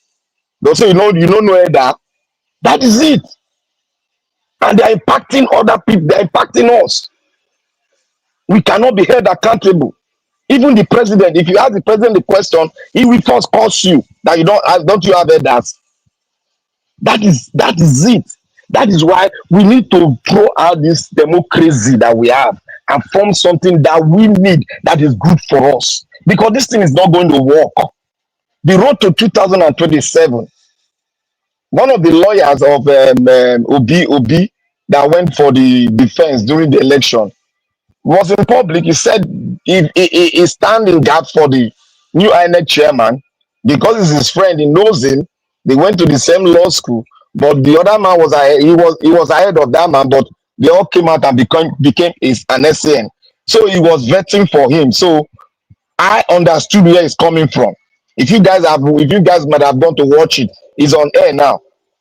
I understood where it's coming from, but I cannot trust a drug baron. My brother Alabo he said, if we all go to research on videos about drug baron. I have said it. You know, when he won this election, I gave out a video and I gave the name to everyone to go and research so that we will know how we can predict this man, so that this man will not catch us on our way. He's not a brilliant chap. He's just a drug baron. That is how he grew up in the United States. And he was dealing on it for several years before he was caught up. For you to amount $440,000 in your account, then you must be a lord. You must have gone through things and through the rudiments of drug cartel. So he has gone through it. That is why you see him releasing drug cartels. That is why you see him releasing criminals that has committed atrocity, killing your husband because of one thing, and you free the woman. Where has that been done? Where has it been done before? You tell me. Where has it been done before? Where drug barons are released to the outside world to come and commit more atrocity. That is to tell you, that to see, most of us did not go and study that video I gave out. It's right there. It was there. It was there. They were doing that same thing. Sponsoring people to school, sponsoring a lot of people, but impacting them with their own doctrine of how to use drug and how to sell drugs. That is all. These are his words. Nigeria was asked one question, brought one to say, Nigeria, there is money in Nigeria. My brother, I told you, it is drug money. It is drug money that is flowing in Nigeria. No right thinking person that earns his money through hard work and what God gave you with your hand, you go on at a standstill, go and buy 200 million naira car. At a standstill, my brother, with this kind of dented economy, you must be conservative. You must channel your money towards a place that will yield more money for you. I don't say it's wrong for you to go and buy car, but look at the environment. Look at the security of that environment. Is it worthy? Most people have flashy cars, but they can't drive it in the night. There are things that are happening. You can't be in a dirty economy where only 2% is having their own money, and you say, oh, people have money, people don't have money. I bet you every businesses, about 75% of businesses, I'm so fair, that goes on in Nigeria, they all pass through the back door. They all pass through the back door. They all pass through the back door. You see people flaunting money. Go to the capital of the state. Go there. Ikeja, go and see on the night. Just go in the night. No, carry a cup, go in the night and see how people are suffering. People are sleeping under that bridge in a modern city called Lagos, in the capital. They have small houses being made with carton. They'll sleep there. If you pass there the night, God help you if they don't take your money from you. God help you if you don't speak like them. They will rob you, and if you do, they will stab you to wherever if you need you to. That is the extent of degradation in our economy, in our mindset. Nigeria is so damaged. Well, it's not the country anyway. Because if you look at the video I sent to you, it is quite explained. Being explained is that was a book that the man summarized. That was a book he summarized from the historical antecedent. Even Dr. Siam has spoken that exact thing that man spoke in that video I sent to you. If you don't mind, play it. You will see everybody. We give 5 thumb, 5. They'll give that explanation 5 star. The people that knows what he's saying. That is how your country is. It hasn't gotten its independence. This is what we call neo-colonization that is happening. That you and I, if you don't look very well, if you don't study very well, if you don't study the mindset and the body movement of the Western world, you ain't gonna get where our problem comes from. Like I said, our problem comes from 2 places: internal and external. The external have a lot of percentage because it controls the people inside. It's like a symbiotic operation. They feed on the host. We are the host. They are feeding on us to survive. That is how viruses does feed on the human being. When it feed, it get to an extent, it damages and kill the human being and go to another host and survive there. That is it. That's how virus survive. And that is how the West are surviving. Look at France. France is done after 2 states. Retrieve 3 states. Retrieve their rights, their freedom. France is now having a big problem.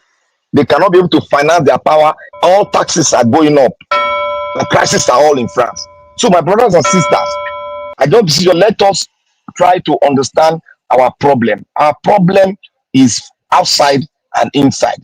Free Nnamdi Kanu. May God bless the freedom fighters. All right. Thank you, Black Panther, for coming in to put your voice to this. I just wish everybody would just be hashtagging Free Nnamdi Kanu. Any platform you go, even though not be the topic that they talk there, just put on there. Hashtag do I make comment. They're not the big person put. You understand? Please do so. Appreciate everyone. Everyone have given their submission. So we are going to do 2 minutes so we can round up. We're already 3 hours plus. So I'm going all the way to Madarita. 2 minutes. Then Thank you. Mr. Alam. Thank you, Madarita. Thanks for your long wait. In fact, the time we'll take it, Madarita says she did cool black soup. So no wahala. Well, Thank you, Madarita. Yes, Black Panther, thank you very much for that little expose. I didn't even know that some people were released recently, or rather pardoned. And like from what I'm hearing, some of them, they have drug, narcotic cases, on them. And it's very sad. What I see here is this man has made a deal. He's making deals. The man from Babylon is making serious deals that will benefit him for 2027. Every person that he has given presidential pardon. Let me just be generous by saying 90% of the people whom he has given presidential pardon, these people have people outside the walls of the prison, high places, maybe some traditional rulers, and he has made a deal with them. We're in big trouble. We are in big trouble, people. In fact, from the lady that even cried her husband, even if I think I remember that case when I saw that picture. Even if she's of good behavior, I mean, this is a woman that's been sentenced, is like she's on death row. You pardon her on what basis? On what basis? Somebody's life has been taken. Somebody has missed a father for is done, and you think that person possibly wouldn't do it again? They say when you have blood on your hand, you can't stop it. You pardon that person. Who is that woman's? Who is covering her up? You guys can guess now. There are so many guesses amongst the other people. In fact, I think we need to get a comprehensive list. I need to do my own research and find out these people, bring it out one after the other. And because for us saying it, it won't really hold water. We should actually call these people out, because we're here to educate people and say, this is the story of this person. And then so that people can get it. Because many Nigerians don't get it. Even if you explain from now to Jericho, they don't get it. So they need to see. We're not just talking just because we want to speak Madam Rita, English. sorry to cut you. Even the man that kidnapped the professor of law, Ezekume, was set free. God. This guy's making deals, my God. Mr. Elvis, Nigeria, this guy is making even going to France all this. All And right. I can tell you that France is also part of this deal. This guy is making deals on behalf of Nigerians. See, we are just going into a the hole is already dark. We are inside the dark hole, but we are going into an abyss. I don't know if we can return. I don't know if we can return unless something drastic. I really don't know. As per the roads, Mr. Elvis, 2 minutes on. Okay, as per the roads. In fact, maybe we'll talk about roads tomorrow. I mean, that's a different case. Because I Okay, wanted go to bring ahead. this. Okay, as per the roads issue of somebody talking, you can see the difference. There's a man who wasn't paid. I don't believe that guy was paid by Alex Oti, because Alex Oti does not commission roads that he has completed. He came on to tell the world, this is the quality of road that we have, telling us the kilometer from mentioning the junction and the road. I'm just like, wow. He doesn't need anybody to come and say, Abia State is shining. Your work will speak for you. Your work will speak for you. You don't need town criers. You don't need sycophants. You don't need that. If you're doing your job, the people will feel it. The people will see it. Now, compared to the one with Ogun State, Abiodun, what did Bola Ahmed Tinubu call him the other day? Eleyi. He's not during the presidential. He said this Eleyi. When he said it is my turn, he was trying to mention people that he has helped, including the Eleyi. That is Governor Abiodun. And he has been there. This is his 8th year now, the second term, right? And somebody is complaining about this is the road. This is the road that they're really, really suffering. It is sad. We are the problem of ourselves. Another sycophant will not tell that woman that she's lying. Eleyi is doing A, B, and C. Although, no, they'll say it is rainy season. They have one excuse now. Or they'll say that New York is sinking and New York suffers flood. So there's no reason why Edo people should be complaining that there's flood in Edo State, right? Because Edo State is surrounded by water, right? Compared to New York that is surrounded by water. You guys are joking. Mr. Elvis, let me stop here, beg. Thank you very much for the extra time. All right, moderator. Thank you, man. Thank you for coming in today. I appreciate your time. Mr. Labo, please, your 2 minutes already counted. Remaining 1 minute. Thank you, sir.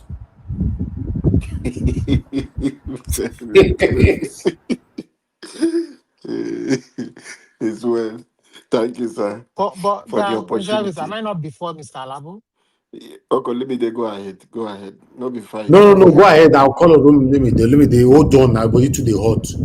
Go ahead, Mr. Labo. 2 minutes. Okay, thank you, sir. Like I said earlier, we don't enter as Nigerians, but I want us to buckle up and prepare for the battle ahead. These people, they have the knife, they have the yam, they even have the goat meat to enjoy the pepper soup, and they are enjoying it today. And they are not willing to leave it for you. So we should prepare ahead. We have already made the mistake. The right time for us not to allow these characters. That is why I'm blaming the characters like, okay, I would say during Obasanjo, with all the power he has, he knows who this guy is. Because as a president, the information you are privy to is too big. They know who this character is. They allow him to walk his way. Today is the president of Nigeria. And now it's a poison to all of them. Even all of them, he has made them useless. They are scared of him. Goodluck Jonathan is coming out, he want to be president. One who is more dangerous than Buhari. Now he won't come remove for power. Well, Goodluck Jonathan is not our problem. Let us focus as Nigerians. We know the man that is coming to help us fix this country, that we can present, and if you present him, majority of Nigeria will say yes, he's tested and trusted. With that, we can take, not just voting him, is for us to get prepared for the battle ahead, which is very big, for us to defend our vote and make sure these criminals do not hijack it. It's a battle. It's a fire for fire. So everyone should get ready for that battle. Looking at Lagos with the video that guy showed us earlier, what does it take to fix Singapore? It's just to fix what? Take out corruption. They took out corruption and they put measures in place. Anyone with any criminal die by hanging, firing squad. It reduced corruption in the country. The drug baron in Singapore, Nigeria, they play for where those places they. But this man, the good leader came in. Is it Lee Kuan Yew? I think that is his name. And said, no, we cannot continue like this. We must fix Singapore. And today, look at that place you are seeing in Singapore, as beautiful as it is. It's not as expensive as Banana Island, where you can't find anything. So we are still living in village, and we'll call it city. We need to open our eyes. Our leaders, they travel abroad to enjoy those fun. But when they come back, they just allocate money. So the billions of naira you see going to the council, going to the local government. One thing I want Nigeria to understand is that whatever money Tinubu is pumping into the state and the local government is empowerment. I have given you your own, take. Anyhow, on a one share on a home, on a share. That is the mindset of politicians. It's empowerment. It's giving them money to empower them. 2027, I'm returning. Bring me back. Thank you, Mr. Niger Watch. All right. Thank you, sir. Thank you, Mr. Alabo. I appreciate your time with us today. Okay. Olumide. Normally, Olumide is the first person on the panel today. Now, in network, now they mess am up since. Talk to us, sir. 2 minutes. Sure, no problem. Thank you, Elvis. So I want to re-emphasize again that that the coastal highway to nowhere that Umahi is building, Tinubu and Umahi are building, is nothing but an elephant project or a conduit pipe to steal money from Nigerians. Why did I say so? Number one, there are tens of thousands of roads that need to be repaired or fixed where commerce is going on along these routes. Millions and billions in area of commerce are going on along these routes. We saw that on the video you played earlier on the example of the Benin Highway, Yogun State Highway. And then two, I looked up online. The International Standards Organization is the world standard organization that sets standards for building road construction. Because some people were making comments on the comment section saying that looking up online, that's true. You have to be careful of the kind of information you source online. You have to make sure it's information that is accurate and is up to date. So in the International Standards Organization specifies the standards for building roads, and there are different materials, different considerations to put into place, the equipment and what have you. And they did say that they don't specify, they don't put a cost, because all of these things can vary by terrain, the kind of materials put into factored in equipment and all the. But be that as it may, every country also have their own standards. Sometimes these standards could be higher than the ISO standards or at the same par with ISO standards. Now, India, an average cost of building the road in India as far 2024 estimate is about 1.2 million to 2.5 million per kilometer. In the USA, they build the urban freeway. You can say that USA has one of the highest standards in the world, and it costs about 10 to $20 million per kilometer. Kenya mainly use bitumen roads, and it costs about $500,000 to $1.5 million per kilometer. Europe, EU highways, and you can say they're also top of the standard in comparison to the USA, 5 million to 20 million euros per kilometer. Why will Nigeria go and spend $50 million per kilometer on I don't know, he hasn't told us what standards they are building. Is it urban freeway? Is it a rural urban? Is it a 4-lane highway? He needs to come and break it down further to Nigerians to let us know where we've put our money. This is what happens when you don't make an open bid system. You understand? Perhaps there's somebody out there who can do it for even less than 10 times the price for even better quality, from any part of the world. But yet you give it to your crony. We know the Lebanese guy. You inflated it by almost 10 times the price so that everybody, all of you can share the money in millions of dollars among yourselves. You have to come and explain to Nigeria what exactly you've done with our money. And I don't buy that bulwark shit that each kilometer you go, there's a cost to it. That is why you do an analysis. You do environmental impact analysis, you do soil analysis, you look for people you have people in federal civil service. That's why they pay this salary every month to do all of these findings on behalf of the Nigerian people. They pay them taxpayers' money, they lay everything there before the minister, and they have an open bid and they choose who among them can deliver the best. Not just cost-wise, quality-wise, putting everything into factoring everything into place. And now you are choosing to spend our money anyhow. I mean, not following transparency, and then giving room for suspicion that you are stealing our money. So Umahi and Tinubu, you need to come and give us more information.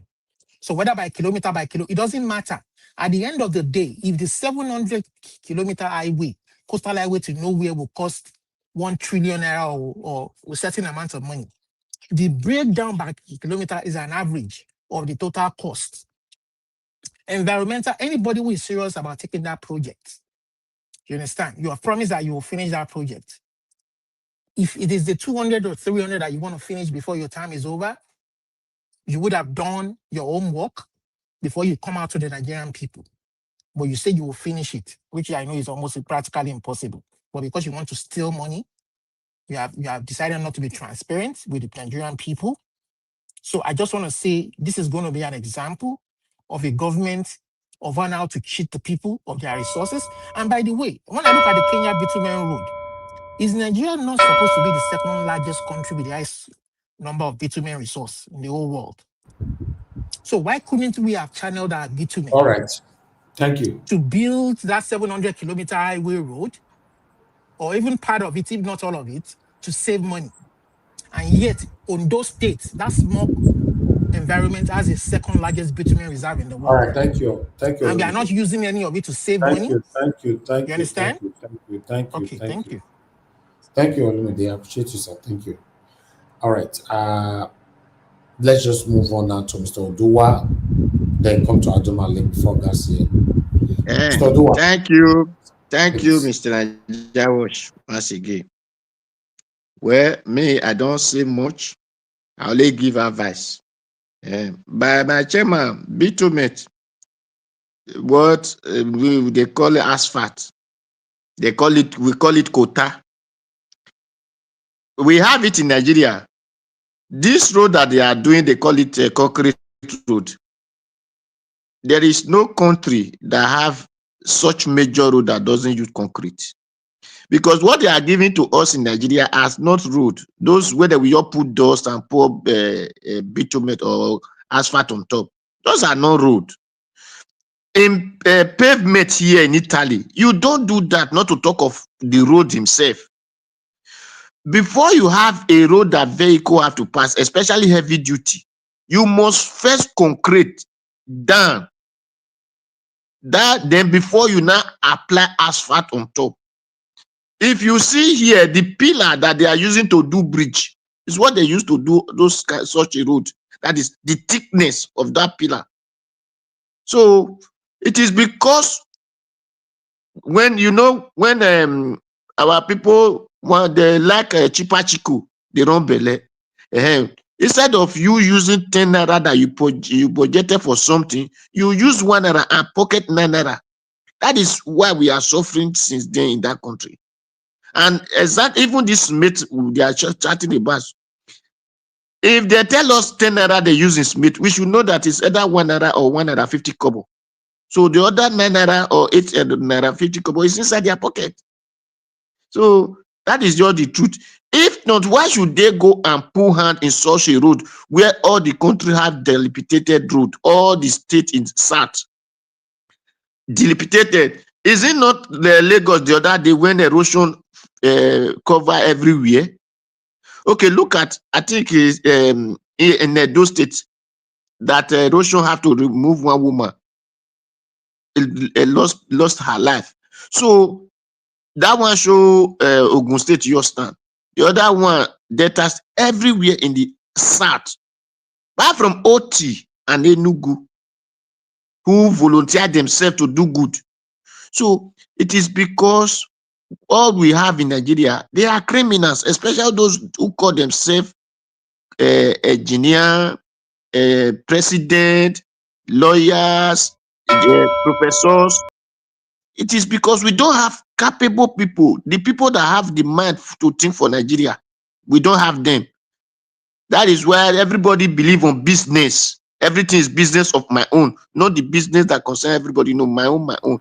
It is that my own that is killing the country. Until we begin to think of, let us do for this country, not for myself, because nobody will carry all those things to grave. Thank you, Mr. Najawash. Thank you. All right, Mr. Odoa, thank you, sir. Abdul Malik, sir, your 2 minutes. Yeah, good evening once again, Mr. Iris. Yes, you see, Blond Panther, there is something you said. France, they are not poor. They are rich in Europe. They have resources, mineral resources. They are not poor country. It's just because of they are greedy. They don't want to leave their colony in Africa. That's why they are still controlling Cameroon. Some place like Cameroon and those French colony. Yes, they are greedy. They have resources in there. They have resources now. There is no poor country. You see, it's only France, they have a nuclear weapon in the whole Europe. You see, Nigeria, is not here. The presidential Nigeria was presented. Is not Ogun State. You don't see the road. Most of the Nigeria, they are like that, no road. There is no road in the country. The government, they are nowhere, they don't have vision, they don't have good plan for the citizen. Majority of them, they are the same people. Only the citizen, there is the citizen will decide what to do. It's not only to protest, they arrest somebody. Something like that, they can protest, but they don't do. How can the government, they don't even care to do for their citizens? Look at how people suffering. Thank you very much, Mr. Nigeria Watch. Okay, thank you. Thank you, Abdul Malik. God bless you, sir. Augustine, when we get a final. Okay, thank you, Niger Watch. I think because I saw when you showed it, I must join my voice in commending the governor of Abia State. The road is quite quality. I mean, like Madam Rita said, you don't need to employ noisemakers to be shouting your name on rooftop. All you need to do is do the good work. It's like good food. If you eat in a good restaurant, you don't need signboard. You go and tell people, There's a nice restaurant there. If you go there, you get good food. So whoever travels to Abia will always tell people, go and see Abia State. So I commend the Lexoti and let him not relent. More so when he believed that there must be accountability. I think I must say this. You know, these people where they short, their sense, if he go good, he go good. But if he go war like Oshomole own, he go really be evil. But not every short person. But if they really want to put their sense, that other man, when I look at Alex Oti, I just they look and say, this man, very easy going but full of intelligence. He shocked me even to the type of project he's doing and the quality and the importance. Look at a state like Abia abandoned for 24 years, but now he has turned the table around under 3 years, and he's going to be there for 8 years without doubt. So a lot of things are in pipeline. So I commend him, and without sort of blowing his trumpet, anybody should go and copy him. Good things is what we emulate. We don't emulate the bad ones. Everybody, even if you are not from Abia State, people are commending him. I mean, all of us here, we are away from Abia State, but people are commending him. So that is something to behold. I wish him all the best. He started well. It means that I want him to end on a high whenever it comes. So I stop here. Thank you very much, Niger Watch. He's the best governor in the whole Nigeria. For now, thank you. Yes. For now, yeah, Naim. It's good. All right. Black Panther. Final. Anjao, thank you very much. Give you another final. You don't bribe me now. You don't bribe me now. I don't take the bribe. No problem. I forgive you. As Nigerian police, I go talk. Your sins are forgiven. Just come to APC. Your sins will be forgiven. So I want to thank you all. And Alex Oti is not the only good governor. There's one other fantastic one called the Enugu State Governor. Fantastic. I'll say fantastic several times. That man is doing both road. He said his priority education. He has succeeded in making Anambra State an example in the entire Africa. State, not Anambra, Enugu State. Enugu State, sorry, Enugu State. Enugu State. Those in Enugu State and Abia State are competing. And Alex Oti has already spelled it out that he will take all this time to fix all the roads in Abia State. Then the next quarter is going to surprise the entire country. Yeah, I listened to one of his interviews. That's what he said. So he said most of people are accusing why they say na road, now they do. He said, cool down, calm down. By the time I enter my second stage, the world will hear about me. So I thank him so much for making Nigeria to see the goodness of good governance. And may God continue to strengthen him. And to all the liars, what's his name? The spokesperson for Chief Tinubu, Bwala is afraid. If you look at him, he's minding his word. Because if he don't mind his word, now that England where go now they'll come go pick him. After he do this service finish, they'll come pick him, make him throw word any I'm will see. So if you like me through any word, that bill will be passed. Nigeria will be sanctioned. Thank you very much, Nigeria. May God bless you. All right, ladies and gentlemen, we are final. Yes, sir. Nigeria Watch. My prayer, sorry for interrupting. My prayer is that may Nigeria happen to the family and of Daniel Bwala and his family, anything that concerns even him. For Daniel Bwala to come to Nigeria and telling us that insecurity is finished in Nigeria, that Tinubu is doing well. My brother. All right. Make it no better for them, man. Make Nigeria happen to them. All right. Thank you. All right. Ladies and gentlemen, we'll come to the end of this broadcast. I want to appreciate every one of you that came in today. Thank you very much, Olumide. I appreciate you. Thank you, Madam Rita. I appreciate you. Thank you, Jim Nation, Mr. Alabo, Mr. Oduwa, Abdul Malik, Ogacien, Black Panther. God bless you all, my people. Let's give us a mandate to never hear from Anna for the past 78 years. You know, and thank you so much for the super chat once again, Mother Peggy Modi. I'm very, very grateful. And we go on the comment section, Mother for Mommy Diaspora. Thank you very much, Mommy. I appreciate you. Thanks for all that you do for us here every day. Abu Azim, my brother, thank you so much. I appreciate you. Thanks for always being there. I appreciate every one of you right there. Can see more people there. CEO in the building. Thank you very much. I appreciate you. Then we have Mother Peggy Modi is also there with us. Kingsley Ogera here. Thank you, Mother Stella and Maseredo. Thank you very much, man. I appreciate you. I appreciate every one of you, my wonderful people. And God bless you, man. Yes. We've come to the end of this broadcast. You know, Mother Deborah, I can see you try calling in earlier on. Even Madam Origin also tried calling in. I don't know what happened to this phone. More could I know your face. Mother Origin called twice. Mother Deborah called twice. Jesus. Even Simon also called. Hey, my phone, this phone, Nigeria was phone, it just froze. I don't know why. I don't hear them. I got to see all the missed calls now. Very sad, you know. Make una not vex, my people. I know you guys wanted to make one or two submissions, but tomorrow is another day. You know, I wish I see us available. They return the course. You know, make una know your vex because it's too late now for return one of their course. But I don't know what they are doing because they don't tell where their course is. But still, I want everybody to please, any platform you go, henceforth till on the 29th to the 20th of October, which is Monday, just put down for their comment section hashtag free Nnamdi Kanu now. You understand? Just put it there. Then move to the next platform. Do that. Okay? I did it today on Today Head Not myself. Some people came there to join me. Why some people insult me? It no matter. If not the insult you they fear, no matter. Just put on there. Once you don't put on, you take off, you pick Chris, go to another platform, put them there.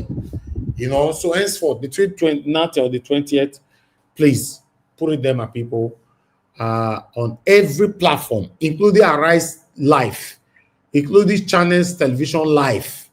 Put it there. Free Nnamdi Kanu now. Hashtag.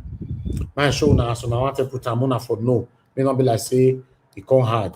Let me put it on screen. 1 minute. So this is what you guys need to do.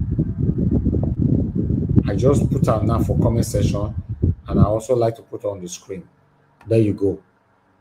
Free Nnamdi Kanu now. Hashtag everywhere you go, any platform, even a platform where you know they follow before, as long as saying a Nigeria platform and they are live, put it there. Even their comment section, even though they are not live, put it there. The hashtag we cement other hashtags, you know, and work in our favor. All right. You know, I appreciate you all, my people. We've come to the end of this broadcast. Please endeavor to join us again tomorrow, 7 p.m. Nigerian time. Look out for our pre-recorded video. If we have time, we'll put one or two for you right there.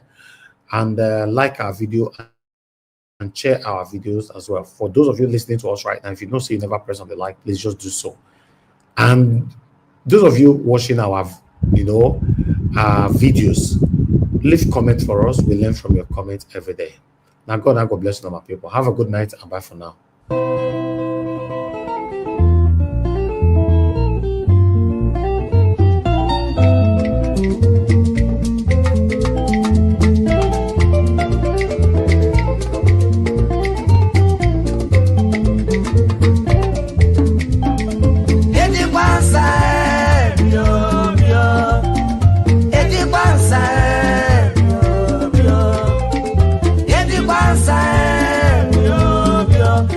Kama